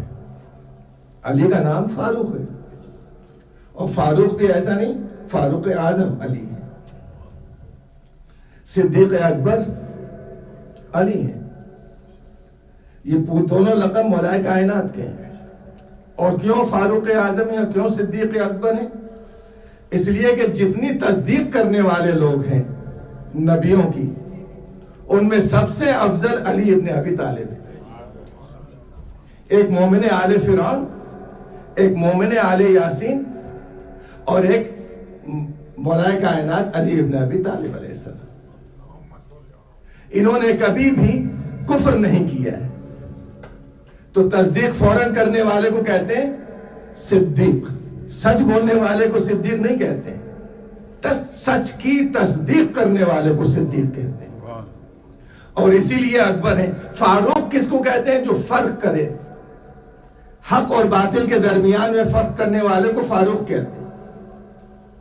تو علی فاروق اعظم کیوں ہے؟ اس لیے کہ رسول کی حدیث ہے علی مع الحق والحق مع علی. علی حق کے ساتھ ہیں اور حق علی کے ساتھ. پالنے والے ادھر حق کو موڑ دے جدھر جدھر علی جائے. اس کا مطلب جو علی سے ہٹ جائے وہ باطل ہے، جو علی کے ساتھ ہو وہ حق ہے. تو فاروق اعظم بھی علی ہیں, اور اس کے ساتھ تیسرے مرحلے پر اگر دیکھا جائے تو غنی اس کو کہتے ہیں جس کے دروازے پر فقیر آئے. تو سب سے زیادہ غنی تو میں اس کو کہوں گا جس کے دروازے پر ایک فقیر آ جائے تو پھر وہ اس کو خالی ہاتھ واپس نہ بھیجے. ایک صلوات بھیجے محمد والے. بہرحال یا ایھا الذین آمنوا اطیعوا اللہ, اللہ کی اطاعت اور پھر رسول کی اطاعت. جناب فاطمہ زہرا السلام اللہ علیہا اپنے خطبے میں ارشاد فرماتی ہیں, جو فدق کا خطبہ ہے, کہ نماز جو ہے وہ تمہارے تکبر کو دور کرنے کے لیے. تکبر کس کو کہتے ہیں؟ یعنی اللہ کے مقابلے میں اپنے آپ کو کھڑا کرنا, جیسے اکثر ہمارے دلوں میں ہوتا ہے. یہ بلڈنگ کس نے بنائی؟ کہا مولانا میں نے بنائی. کہا یہ پیسے جو آپ کے گھر آ رہے ہیں کس نے کمائے؟ ہاں مولانا میری محنت ہے, بڑی محنت کی ہے. یعنی اللہ کا نام و نشان نہیں ہے. یہ کہتے ہیں الحمدللہ, اللہ کا شکر ہے کہ مجھے اس نے اس قابل سمجھا کہ یہ روزی مجھے عطا کی. ایک یہ ہے, اور دوسرے یہ کہ یہ میں نے کیا ہے. تو رنج کھونے کا رنج اس کو ہوتا ہے جو یہ سوچتا ہے کہ میں نے اپنی محنت سے کمایا ہے. لیکن جو یہ یقین رکھتا ہے کہ اللہ نے آج دیا ہے وہ کل بھی دے گا, تو اس کو مال کھونے کا کوئی غم نہیں ہوتا. تو یہاں پر جو ہے لا الہ الا اللہ کہنے والا جب نماز میں کھڑا ہوتا ہے تو اللہ اکبر کہہ کر پہلے تکبر کو دور کرتا ہے کہ میری کیا حیثیت, میں کتنا بڑا. اللہ اکبر, سب سے بڑا تو اللہ ہے جس نے مجھے اتنی طاقت دی کہ میں نماز میں کھڑا ہوں. اگر وہ چاہے تو اسی وقت مجھ سے کھڑے ہونے کی طاقت لے لے, اگر وہ چاہے تو اسی وقت میری سمجھ کی طاقت مجھ سے لے لے. اللہ اکبر کہنے کے بعد اب نماز آپ نے شروع کی ہے تو اب ایک کے بعد دیگرے آپ جو ہے وہ پہلے رکوع کے عالم میں گئے, اس کے بعد پھر سجدے کے عالم میں گئے. یہ رکوع کا جو پاسچر ہے جس کو آپ دیکھ رہے ہیں, یہ آپ کی ریڑھ کی ہڈی کے لیے بہترین پاسچر ہے. جس کو کمر کا درد ہے وہ یہ پاسچر اپنائے. لیکن میں یہ زیادہ اس کے اوپر نہیں پڑھوں گا, اس لیے کہیں ایسا نہ ہو کہ نماز آپ صرف اسی لیے پڑھیں کہ پاسچر صحیح ہو جائے. نہیں, نماز تو پڑھیں اللہ کے لیے, مگر اللہ نے جو رکھا ہے وہ کسی نہ کسی مصلحت کے تحت رکھا ہے. اس کو ضرورت نہیں ہے ہمیں رکوع کروانے کی, اس کو نہ ضرورت ہے اس کی کہ ہم سجدہ کریں. اگر وہ چاہتا ہے تو ہمیں صوفے کے اوپر بٹھوا کے پوری نماز پڑھوا دیتا. یہ بار بار قیام کرو, اس طرح کرو کہ تمہارے پیر قبلے کی طرف ہوں, پھر دونوں کے درمیان میں ایک بالش سے زیادہ کا فاصلہ نہ ہو. اس کے بعد جو ہے وہ اللہ اکبر کے لیے ہاتھ اوپر اٹھاؤ, اور پھر جو ہے وہ رکوع میں جاؤ, رکوع میں کمر سیدھی ہو اور تمہاری آنکھیں جو ہے پیروں کے بیچ میں دیکھیں, اور اس کے بعد جو ہے وہ پھر کھڑے ہو, اور پھر جو ہے سجدے میں جاؤ. سجدے میں جاؤ تو مردوں کے لیے یہ ہے کہ ہاتھ پھیلے ہوئے ہوں, اور عورتوں کے لیے ہے کہ ہاتھ ذرا سمٹے ہوئے ہوں. مردوں کے لیے ہے کہ دھڑ اوپر کی طرف اٹھا ہوا ہو, عورتوں کے لیے یہ ہے کہ دھڑ نیچے کی طرف ہو. اس کا مطلب یہ ہے کہ پورے کے پورا جو ہے وہ عمل بتا رہا ہے خداوند عالم کہ تمہارے جسم میں جو مسلز بنائے ہیں وہ میں نے بنائے, اور اگر یہ مسل ان ایکٹیو رہیں گے تو پھر ان مسلز کو دوبارہ ایکٹیو بنانے کے لیے تمہیں زیادہ محنت کرنی پڑے گی. لہٰذا روزانہ 51 رکعت نماز پڑھ لیا کرو تاکہ تمہارا ہر مسل جو ہے وہ کام کرتا رہے. یہ جسمانی صحت بھی عطا کی, اور روحانی طور کے اوپر تمہارا جو ہے وہ ایمان بلند ہو اور اللہ تک پہنچے. اور پھر تیسری صورت یہ ہے کہ تمہیں ذہنی طور کے اوپر کبھی بھی سکون نہیں مل سکتا اس لیے کہ ذہن کبھی خالی نہیں رہتا. ذہن ہمیشہ جو ہے وہ کچھ نہ کچھ کام کرتا ہی رہتا ہے. اسی لیے کہا جاتا ہے کہ an empty mind is a devil's workshop. خالی ذہن جو ہے وہ شیطان کا کارخانہ ہوتا ہے. تو خداوند عالم نے کیا کہا کہ نماز میں تم صرف میری طرف متوجہ رہو, تو باقی جتنی چیزیں ہیں وہ تم سے دور ہو جائیں گی اور سٹریس جو ہے وہ کم ہو جائے گا.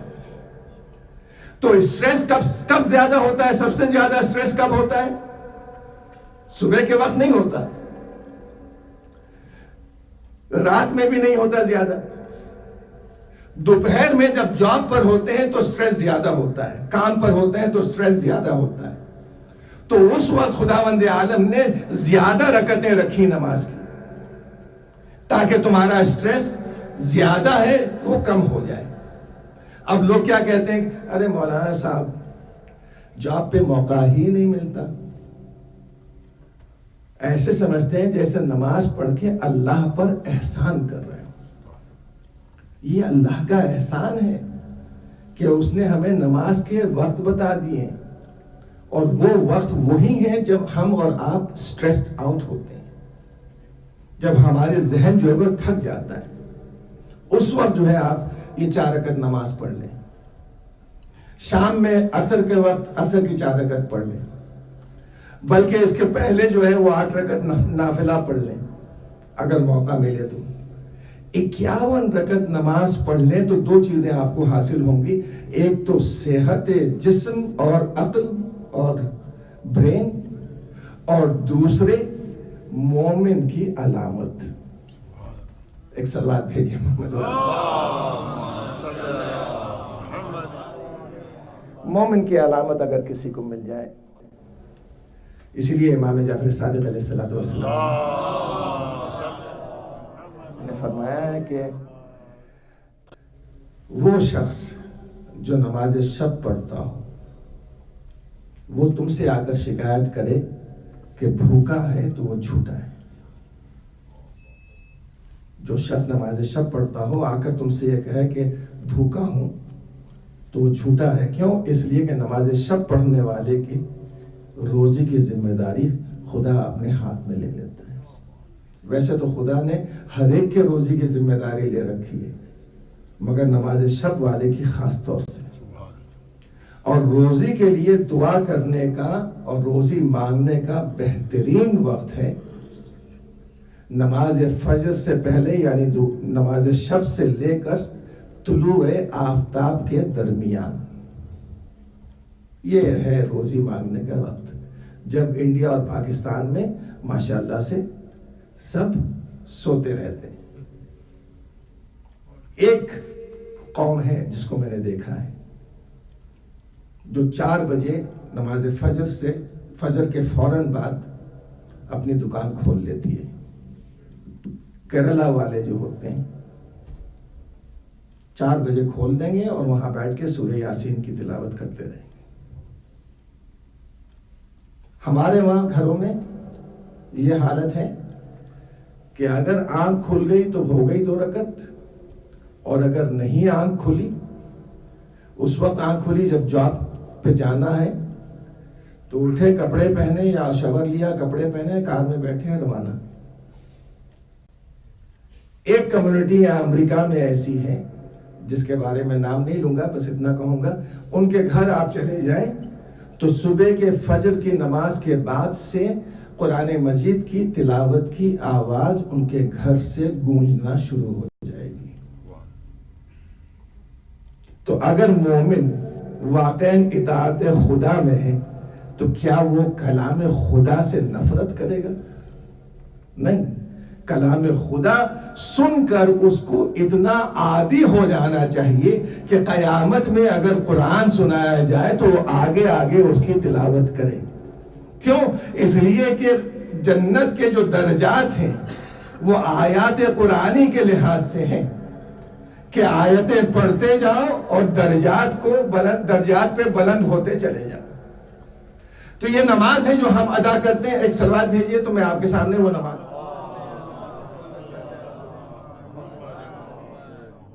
وضو عام طور سے آپ بھی کرتے ہیں اور سب مومنین کرتے ہیں ماشاءاللہ. اور میں نے ایک جگہ کہا بھی تھا اور آپ سے بھی کہہ رہا ہوں کہ وضو جہاں پر کیا جاتا ہے مدرسے میں جو ٹیچرز ہیں وہ اپنے بچوں کو سکھائیں.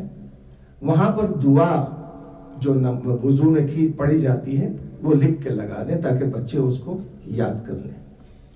چہرے پہ پانی ڈالتے وقت کی دعا, کلی کرتے وقت کی دعا, ہاتھوں کو دھوتے وقت کی دعا, مسح کرتے وقت کی دعا. یہ دعائیں کیوں ہیں؟ یہ دعائیں ہیں انسان کو پہلے سے, نماز کے پہلے سے تیار کرنے کے لیے.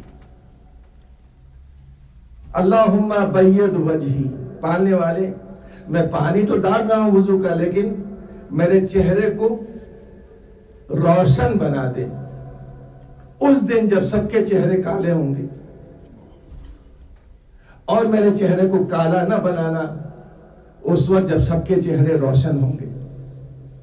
پالنے والے میرا نام اعمال میرے دہنے ہاتھ میں دے, میرے بائیں ہاتھ میں نہ دینا, اور اسی طریقے سے میرا نام اعمال میرے بائیں ہاتھ میں نہ دینا, دہنے ہاتھ میں دینا. پالنے والے مجھے اپنی رحمت و برکت سے ڈھک لے. پالنے والے جب میں پلے صراط پر چلوں تو میرے پیر نہ ڈگمگائیں.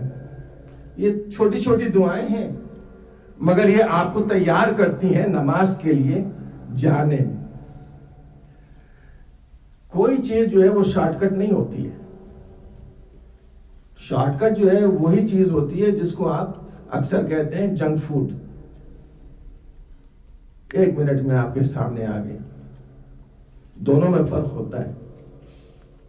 ایک تو وہ ہے جو پکایا جا رہا ہے کھانا تازہ تازہ, اور ایک وہ جو جنک فوڈ ہے. جنک فوڈ تو فوراً مل جائے گا. تو جو اصل نماز ہے اگر آپ پڑھیں گے تو پھر جب مصلی تک آپ پہنچیں گے تو مصلی پر آپ کا یہ عالم ہوگا کہ آپ بالکل تیار ہوں گے نیت کر کے اللہ اکبر کہنے کے لیے. تو اس وقت بھی خدا کہہ رہا ہے کہ اب اذان دے دو. عورتوں پہ اذان نہیں ہے, اذان دے دو, اقامت دے دو. کیا فائدہ ہوگا اذان اور اقامت دینے سے؟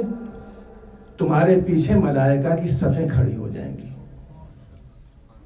تو نماز اکیلا پڑھے گا مگر با جماعت کا ثواب ملے گا. تو نماز اذان بھی اور اقامت. اور پھر اس کے بعد نماز شروع کی تو اب بسم اللہ الرحمن الرحیم کہنے سے پہلے اور نیت سے پہلے اعوذ باللہ من الشیطان الرجیم کہہ دیں. اور سب سے بڑا شیطان تو آپ جانتے ہیں کون ہے, جو آپ کی جیبوں میں ہوتا ہے. اس کو وہاں رکھ دیں, دور رکھنے کے بعد آ کے یہاں پر کھڑے ہو جائیں. اس لیے میں کہہ رہا ہوں کہ نماز جمعہ پڑھا رہا تھا, ایک صاحب کا جو ہے وہ بچ گیا, اور وہ بجا نہیں تھا بلکہ پاکستان کے پنجابی زبان کا کوئی گانا تھا, اور وہ رنگ ہوتے جا رہا تھا پوری نماز میں. نماز جمعہ ہے, پوری نماز میں وہی چل رہا تھا. تو میں آپ سے گزارش کرتا ہوں کہ اس کو الگ رکھنے کے بعد اب آپ نماز شروع کریں. تو توجہ کے پہلا ذریعہ, پہلا زینہ یہ ہے کہ نماز جب پڑھیں تو آیت کے ساتھ ساتھ ذہن میں اس کا ترجمہ بھی چلتا رہے. کہیں کہیں پر چھوٹ جاتا ہے ترجمہ یا دھیان ہٹ جاتا ہے تو اس آیت کو دوبارہ دہرائیں. جیسے ایاک نعبد و ایاک نستعین بے توجہی میں کہہ دیا, تو اب دوبارہ توجہ کے ساتھ کہیے ایاک نعبد و ایاک نستعین. اہدنا الصراط المستقیم بے توجہی میں کہہ دیا, پھر کہیے, پھر بھی نہیں توجہ ہوئی, پھر کہیے, پھر بھی نہیں توجہ ہوئی, پھر کہیے. تو یہاں تک کہتے جائیے کہ جب تک توجہ نہ ہو جائے. جب توجہ ہو جائے تو پھر آگے بڑھیں. یہ آپ کریں گے تو آپ کا نفس عادی ہو جائے گا اس بات کا کہ اگر میں نے پہلی مرتبہ توجہ نہیں کی تو دوبارہ توجہ دینا پڑے گی. لہٰذا وہ عادی ہو جائے گا کہ ایک ہی مرتبہ میں توجہ دینا شروع کر دے. جب توجہ دے کے آپ نماز پڑھیں گے, آپ رکوع میں جائیں گے تو بس اتنا سبحان اللہ, پاک ہے تو ہر عیب سے, پاک ہے تو ہر عیب سے, عظیم ہے میرا پروردگار, جو پاک ہے ہر عیب سے. سمع اللہ لمن حمدہ، ہر ایک کی حمد سنتا ہے، جانتا ہے. اور پھر سبحان ربی الاعلیٰ. یہ تو پہلی رکعت آپ نے پڑھ لی. اس کے بعد جب تشہد پر آئے دوسری رکعت کی تو اب اشہد ان لا الہ الا اللہ وحدہ لا شریک لہ، یہ جو ہے اشہد ان لا الہ، یہ پورے نفس پر طاری ہو جانا چاہیے. اور آپ کی یہ گوز بمس، رونگٹے کھڑے ہو جانا چاہیے. یہ رونگٹے کا کھڑا ہونا آپ کی نماز کے عرفانی ہونے کی پہلی منزل ہے. یہ آج آپ کے سامنے اس لیے میں عرض کر رہا ہوں کہ ہم نے 60 سال نماز پڑھی ہے، اور 60 سال کے نمازوں میں آپ خود جانتے ہیں کہ کیسی نمازیں ہماری تھیں، کہ ادھر کھڑے ہوئے جلدی جلدی سے پڑھے اور پڑھنے کے بعد. ہمارے بچے ماشاءاللہ سے ہم سے زیادہ تیز نماز پڑھتے ہیں. آپ نے دیکھا ایک بچے سے میں نے کہا نماز پڑھنے کے لیے، تو 2 منٹ میں اس نے 4 رکعت نماز ختم کی. میں نے کہا بیٹا واہ، تمہارا تو جواب نہیں ہے. کہا مولانا میں بہت تیز پڑھتا ہوں. میں نے کہا ذرا سورہ سنانا. تو اس نے سورہ سنایا مجھے، بسم اللہ الرحمن الرحیم الحمدللہ رب العالمین ایاک نعبد و ایاک نستعین ولا الضالین. اس لیے کہ ان کو خیال ہی نہیں ہے کہ یہ جو ہے وہ سورہ ہم کیا کیا مس کر رہے ہیں. تو ان کو جو ہے ان سے خاص طور سے کہیے جو بچے ہیں آپ کے، کہ بلند آواز سے پڑھیں. جب وہ بلند آواز سے نماز پڑھیں گے تو پورا سورہ پڑھیں گے اور دیر لگے گی ان کی نماز. انہیں جلدی ہے اس بات کی کہ پھر ان کو فون پہ جانا ہے، لیپ ٹاپ پہ جانا ہے. لیکن آپ ان کو عادی بنائیں اس بات کا کہ دیکھو اگر عقل ہی نہیں ہوگی، آنکھیں ہی نہیں ہوں گی، تو یہ لیپ ٹاپ تمہارے لیے بیکار ہو جائے گا، یہ فون تمہارے لیے بیکار ہو جائے گا. نماز پڑھنے کے بعد اللہ سے اس نعمت کا شکر ادا کرو کہ اس نے تمہیں عقل دی ہے، اس نے آنکھیں دی ہیں، اور تمہارے باپ کو اتنے پیسے دیے ہیں کہ تمہارے لیے لیپ ٹاپ خریدا ہے. یہ اگر تم نہیں کرو گے تو کچھ نہیں ہوگا. سب سے پہلے یہ. اس کے بعد جو ہے جب نماز آپ تمام کر لیں تو اب خدا کیا کہہ رہا ہے کہ سب سے پہلی دعا جو نماز کے بعد ہوگی وہ قبول ہوگی. دیکھ رہے ہیں آپ، نماز ظہر ادا کی اور پہلی دعا.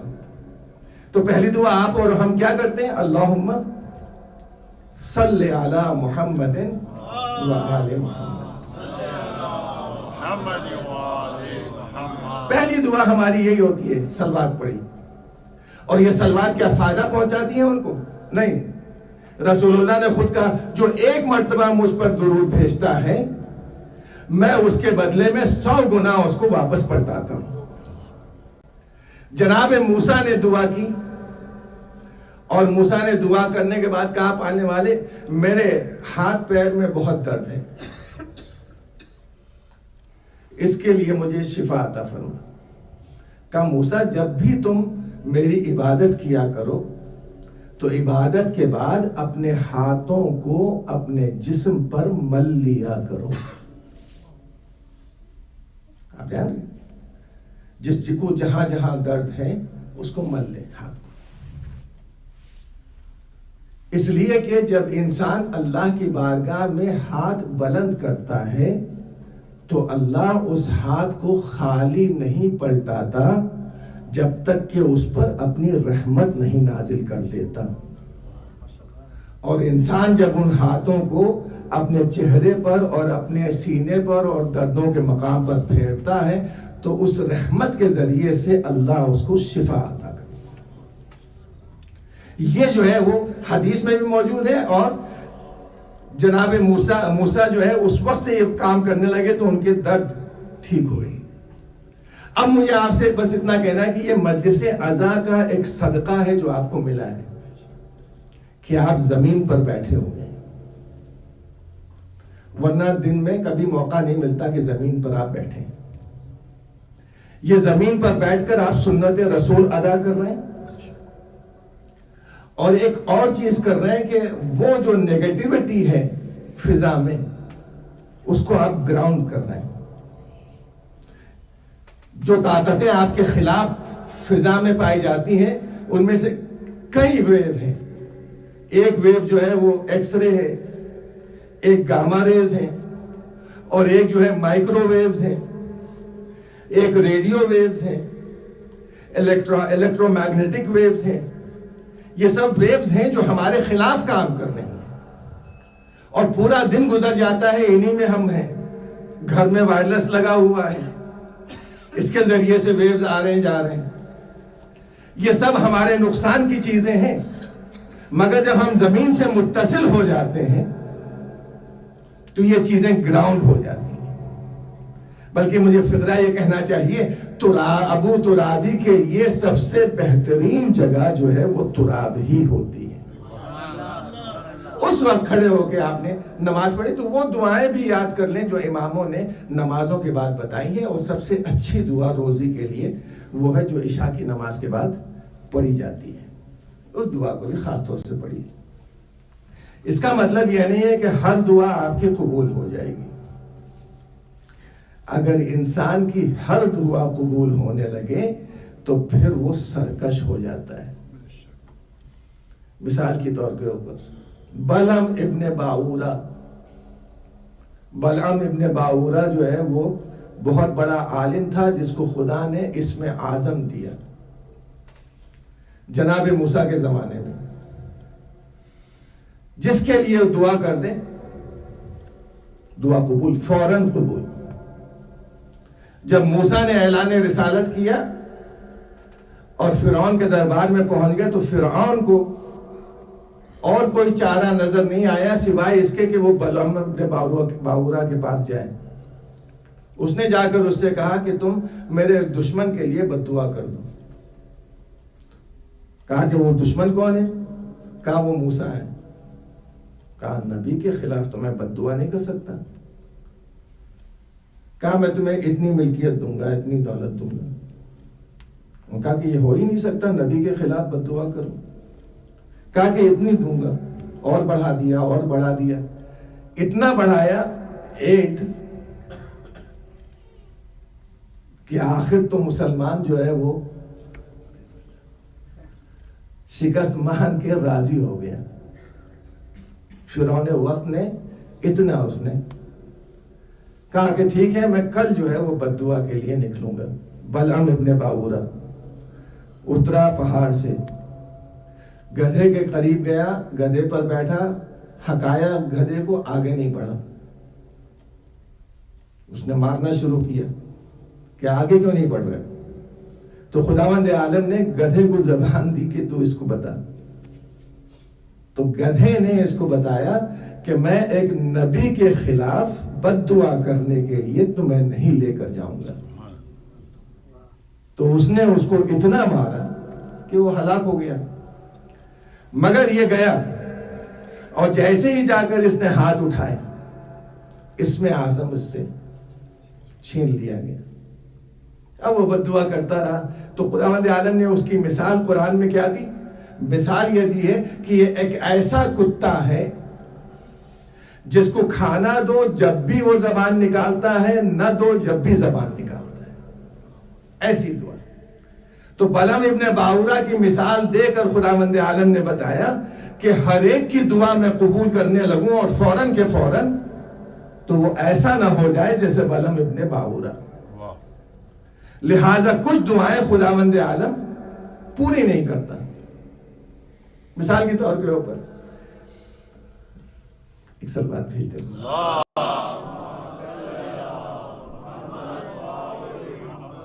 ہمارے دعا کرنے کا بھی تو طریقہ بہت عجیب و غریب ہے.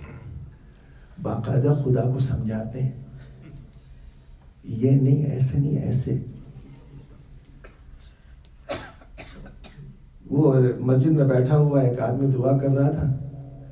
پہلے وہ عربی میں دعا کرتا تھا, پھر اس کا ٹرانسلیشن پڑھتا تھا فارسی میں, اور پھر جو ہے وہ اپنے لفظوں میں پھر اس کو دہراتا تھا. تو ایک صاحب اس کے بغل میں بیٹھے ہوئے تھے. کہا بھائی ایک ہی مرتبہ ایک زبان میں مانگ لو بس کافی ہے. کہا نہیں, اگر وہ عربی نہیں جانتا ہوگا تو پھر, یعنی معرفت کے بغیر اللہ سے دعا مانگیں گے تو کہاں پوری ہوگی.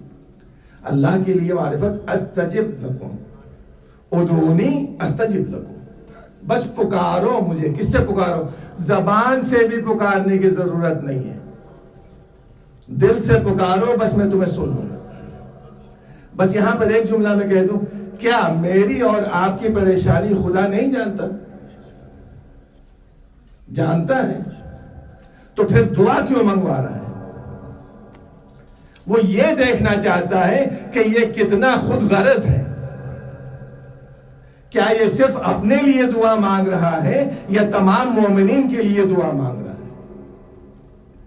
اس کو معلوم ہے کہ میری حاجت کیا ہے، مگر یہ دیکھنا چاہتا ہے کہ دعا میں یہ اپنے لیے مانگے گا یا مومنین کے لیے مانگے گا. جب مومنین کے لیے کوئی دعا مانگتا ہے تو خداوند عالم اس کی حاجت بھی پوری کرتا ہے. اسی لیے جناب فاطمہ زہرا سلام اللہ علیہا جب نماز پڑھ رہی دعا کر رہی تھی تو پوری رات گزر گئی اور کس دعائیں کرتی رہی. تو ایک مرتبہ امام حسن نے کہا، مادر گرامی ہمارے لیے آپ نے دعا نہیں کی؟ کہا بیٹا پہلے پڑوسی کے لیے ہے، اس کے بعد گھر والوں کے لیے. اس کا مطلب صاف واضح ہے کہ پہلے پڑوسی کے لیے دعا، یعنی میری حاجت تو خدا واقف ہے، خدا جانتا ہے، بس یہ دیکھ رہا ہے کہ پڑوسی کے لیے میں دعا مانگ رہا ہوں کہ نہیں مانگ رہا. تو یہ جب دعا مانگے آپ تو اس میں پہلی چیز یہ کہ اللہ کی معرفت کا ذکر کریں پہلے، اس کے بعد میں اپنے گناہوں کا اقرار کریں، پھر اپنی حاجت کو طلب کریں. دعائے کمیل میں اللہ کی معرفت پہلے ہے، پھر گناہوں کی مغفرت ہے، پھر جو ہے وہ حاجت کی طلب ہے. یہ بات ہمیشہ یاد رکھیں، چھوٹتے ہی نہیں کہیں اے پالنے والے اب میں جا رہا ہوں کار میں بیٹھا، جاب مل جانا چاہیے. ارے بھائی وہ تو آپ کا نوکر تھوڑی ہے. ایسے مانگو جیسے بچہ جو ہے وہ اپنی ماں سے دودھ مانگتا ہے. اب جب اس ربوبیت سے مانگیں گے تو مولا علی نے کہا کہ اگر پہلی مرتبہ کھٹکھٹانے سے کوئی دروازہ نہ کھلے تو مایوس نہ ہونا، بار بار کھٹکھٹاؤ تاکہ وہ دروازہ تمہارے لیے کھل جائے. اب ایک مرتبہ اور مولا کائنات کہتے ہیں کہ بہت سی دعائیں تمہاری وہ ہوں گی جو تمہیں روز قیامت کام آئیں گی، اس لیے کہ دنیا میں تمہیں دینے میں کوئی مصلحت اور حکمت نہیں تھی، تو خداوند عالم نے ان کو محفوظ کر لیا. اور امام زین العابدین علیہ السلام کی دعا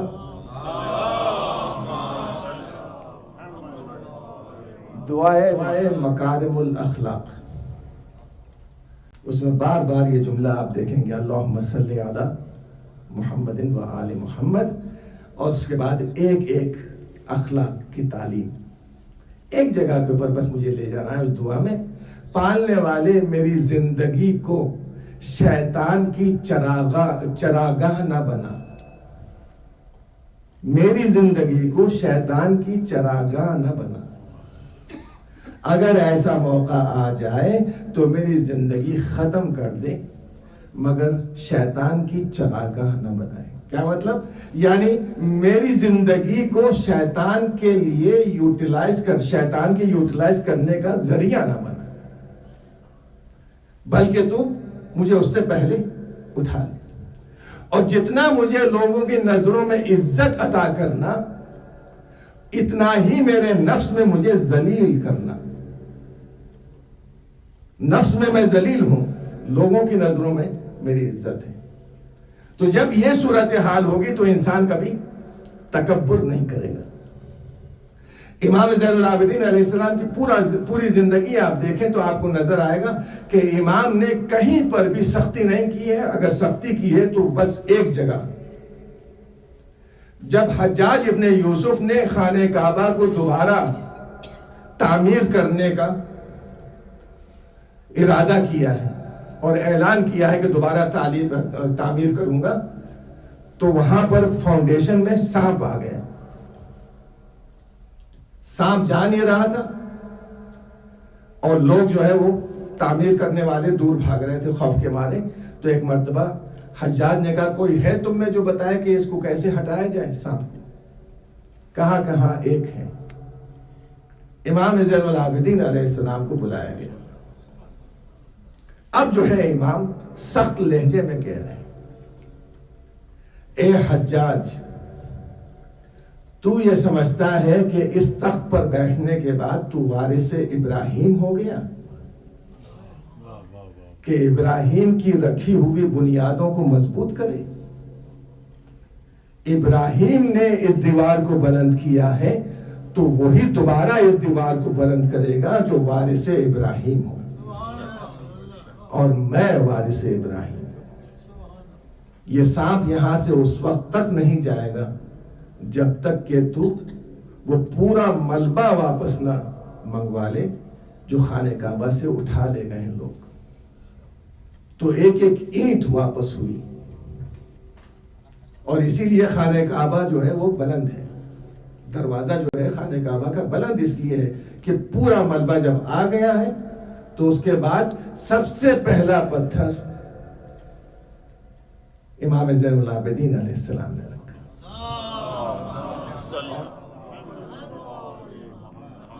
اور جب حجر اسود رکھنے کا موقع آیا تو سب اپنے ہاتھوں سے امام نے حجر اسود کو رکھا اور یہ بتایا کہ دنیا پر تم حکومت کر سکتے ہو, مگر اللہ کی حکومت ہمارے ہاتھوں میں ہے اور اللہ کا گھر ہمارے ہاتھوں میں ہے.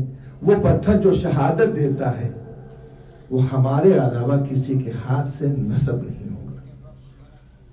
اس مختصر سی زندگی میں جو 34 سال کی زندگی تھی, امام علیہ السلام نے جو مدینے میں اپنی سیاست کے لحاظ سے مومنین کی جان بچائی ہے, وہ سیاست کسی کے اندر نہیں پائی جاتی سوائے امام زین العابدین علیہ السلام. ایک طرف بنو امیہ ہے اور دوسری طرف زبیری ہیں اور تیسری طرف مختار ہیں.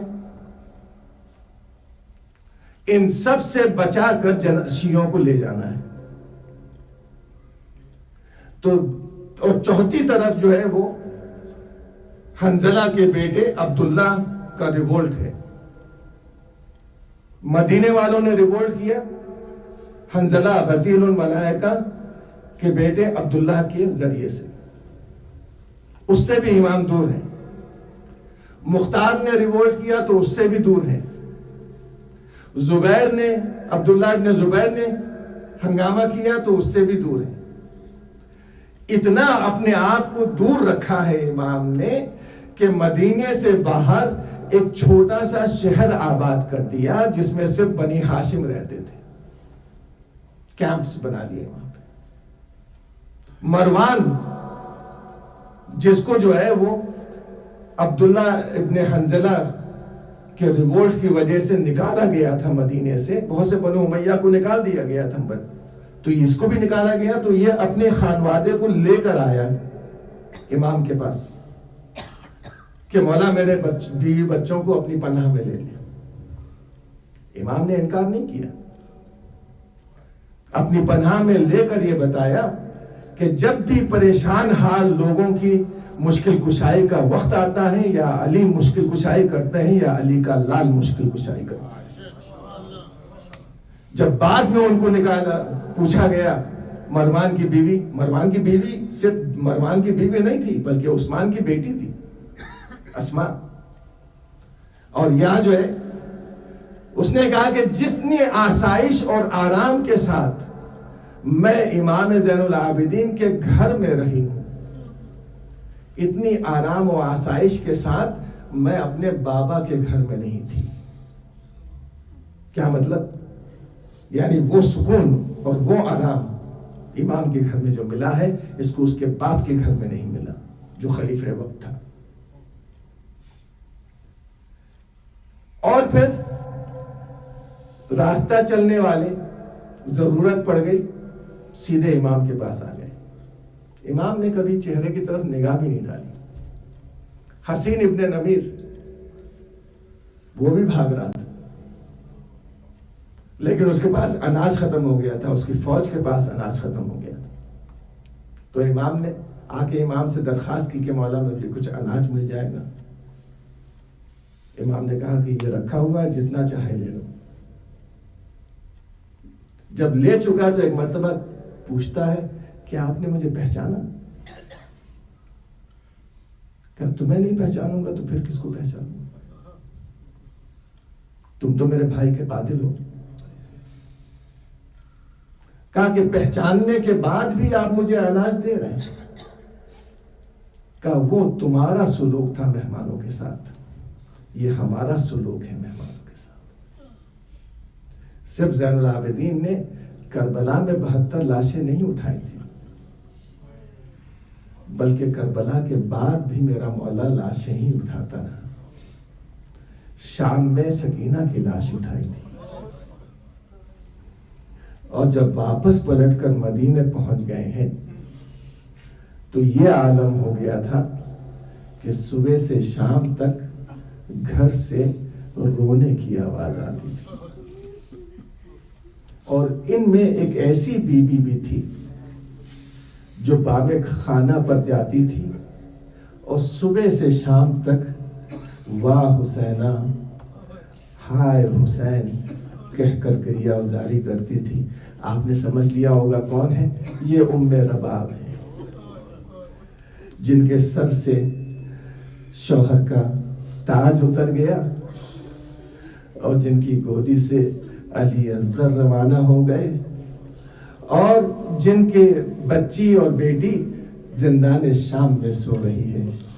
اکیلی رباب تھی ام رباب، صبح ہوتے ہی چھت پر چلی جاتی تھی اور کبھی علی اصغر کو یاد کر رہی ہیں، کبھی سکینہ کو یاد کر رہی، کبھی یہ جملہ کہتی تھی یا ہائے حسین۔ اور یہی وجہ ہے کہ خود میرے مولا نے کہا مجھے وہ گھر اچھا نہیں لگتا جس میں رباب و سکینہ موجود نہ ہو۔ ایک دن، ایک سال گزر گیا اور ایک سال تک میری بیوی اسی طرح رو رہی تھی کہ ایک مرتبہ امام زین العابدین علیہ السلام آئے اور آنے کے بعد کہا مادر گرامی کب تک روئیے گا، دھوپ بہت تیز ہے، چلیے میرے ساتھ نیچے چلیں۔ کہا کہ بیٹا اگر تم بیٹے ہونے کی حیثیت سے کہہ رہے ہو تو میں نیچے جاؤں گی تب بھی میرا وہی حال ہے، اوپر رہوں گی تب بھی میرا وہی حال ہے۔ کیا تم نہیں جانتے کہ میرا بیٹا کربلا میں چلتی ہوئی ریت میں سویا ہوا ہے، تو میں گھر کے سائے میں کیسے آرام کروں؟ کاف بھی رب مادر گرامی بیٹے ہونے کی حیثیت سے نہیں کہہ رہا ہوں بلکہ امام ہونے کی حیثیت سے کہہ رہا ہوں۔ بس یہ سننا تھا کہ ایک مرتبہ رباب نے کہا ہائے حسین، اور پھر خاموش ہو گئی۔ زین العابدین نے نس پر ہاتھ رکھا، کہا انا للہ و انا الیہ راجعون۔ اے مادر گرامی، اپنے خانوادے کے غم میں آپ نے پوری زندگی کربلا کے بعد تپتی ہوئی دھوپ میں گزار دی۔ لعنت اللہ علی قوم الظالمین وسيعلم الذين ظلموا أي منقلب ينقلبون۔ بار الہ واسطہ محمد و آل محمد کا ہمارے جملہ بنانے صغیرہ و کبیرہ کو معاف فرما، پانے والے پریشان ہر مومنین کی پریشانیاں بھی دور فرما، واسطہ شہداء کربلا کا، واسطہ اہل حرم کا، واسطہ جناب ام رباب کا، ہمارے بچوں کی توفیقات میں اضافہ فرما، بیماروں کو شفا کامل اور عاجل عطا فرما، بے روزگاروں کو روزگار عطا فرما، حج اور زیارت سے مشرف فرما، ظہور امام زمانہ میں تعجیل فرما، ہمارا شمار ان کے اعمال میں حسین حسین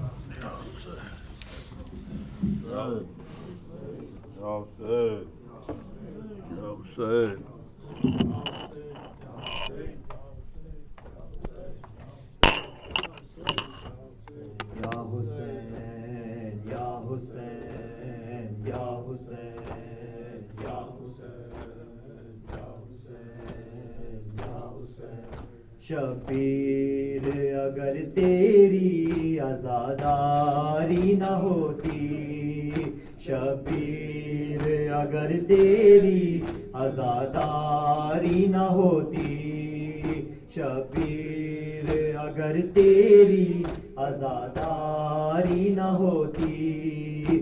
مظلوم کی دنیا میں، مظلوم کی دنیا میں طرفداری نہ ہوتی. شبیر اگر تیری عزاداری نہ ہوتی، شبیر اگر تیری عزاداری نہ ہوتی.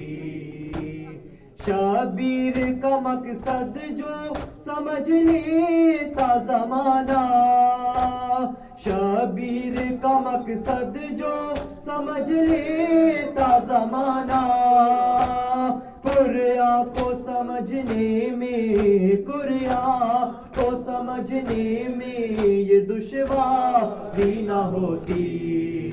شبیر اگر تیری عزاداری نہ ہوتی، شبیر اگر تیری عزاداری نہ ہوتی.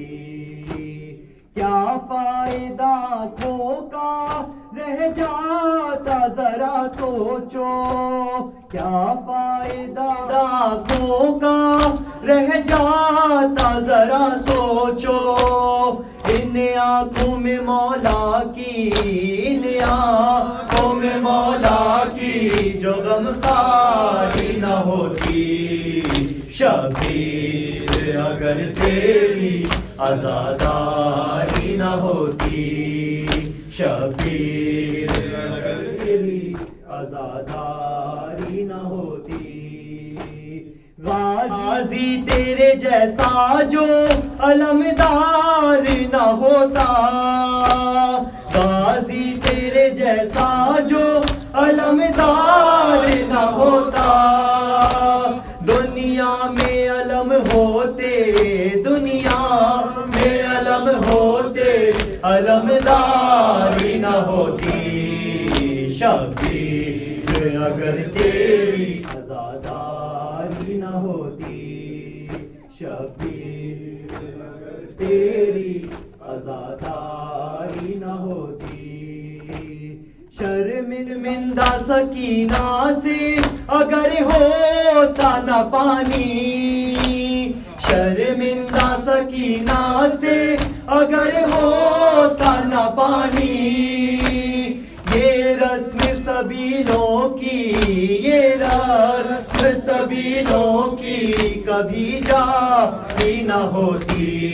شبیر اگر تیری عزاداری نہ ہوتی، شبیر اگر تیری عزاداری نہ ہوتی. ناموں سے محمد کو جو پہچانتی دنیا، ناموں سے محمد کو جو پہچانتی دنیا. زینب کے کھلے سر پر، زینب کے کھلے سر پر یہ سنگ باری نہ ہوتی. شبیر اگر تیری عزاداری نہ ہوتی، شبیر اگر تیری عزاداری نہ ہوتی. یا حسین یا حسین یا حسین، اللہم صلی علی محمد.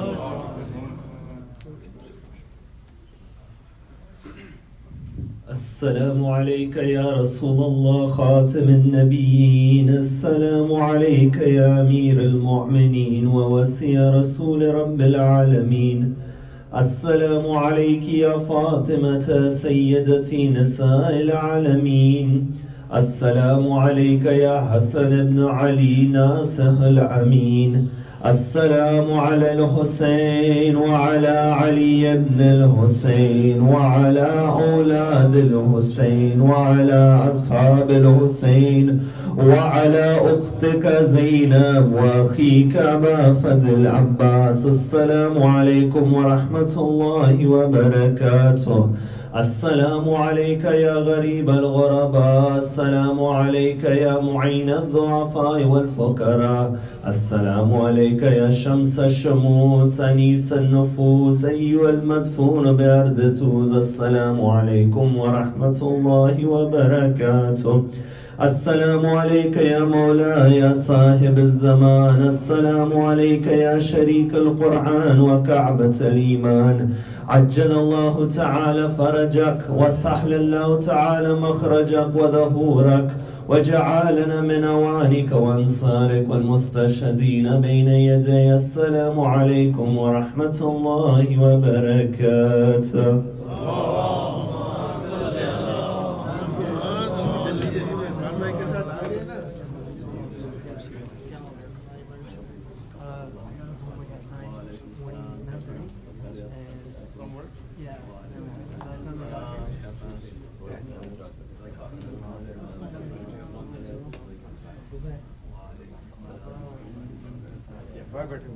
कैसा है?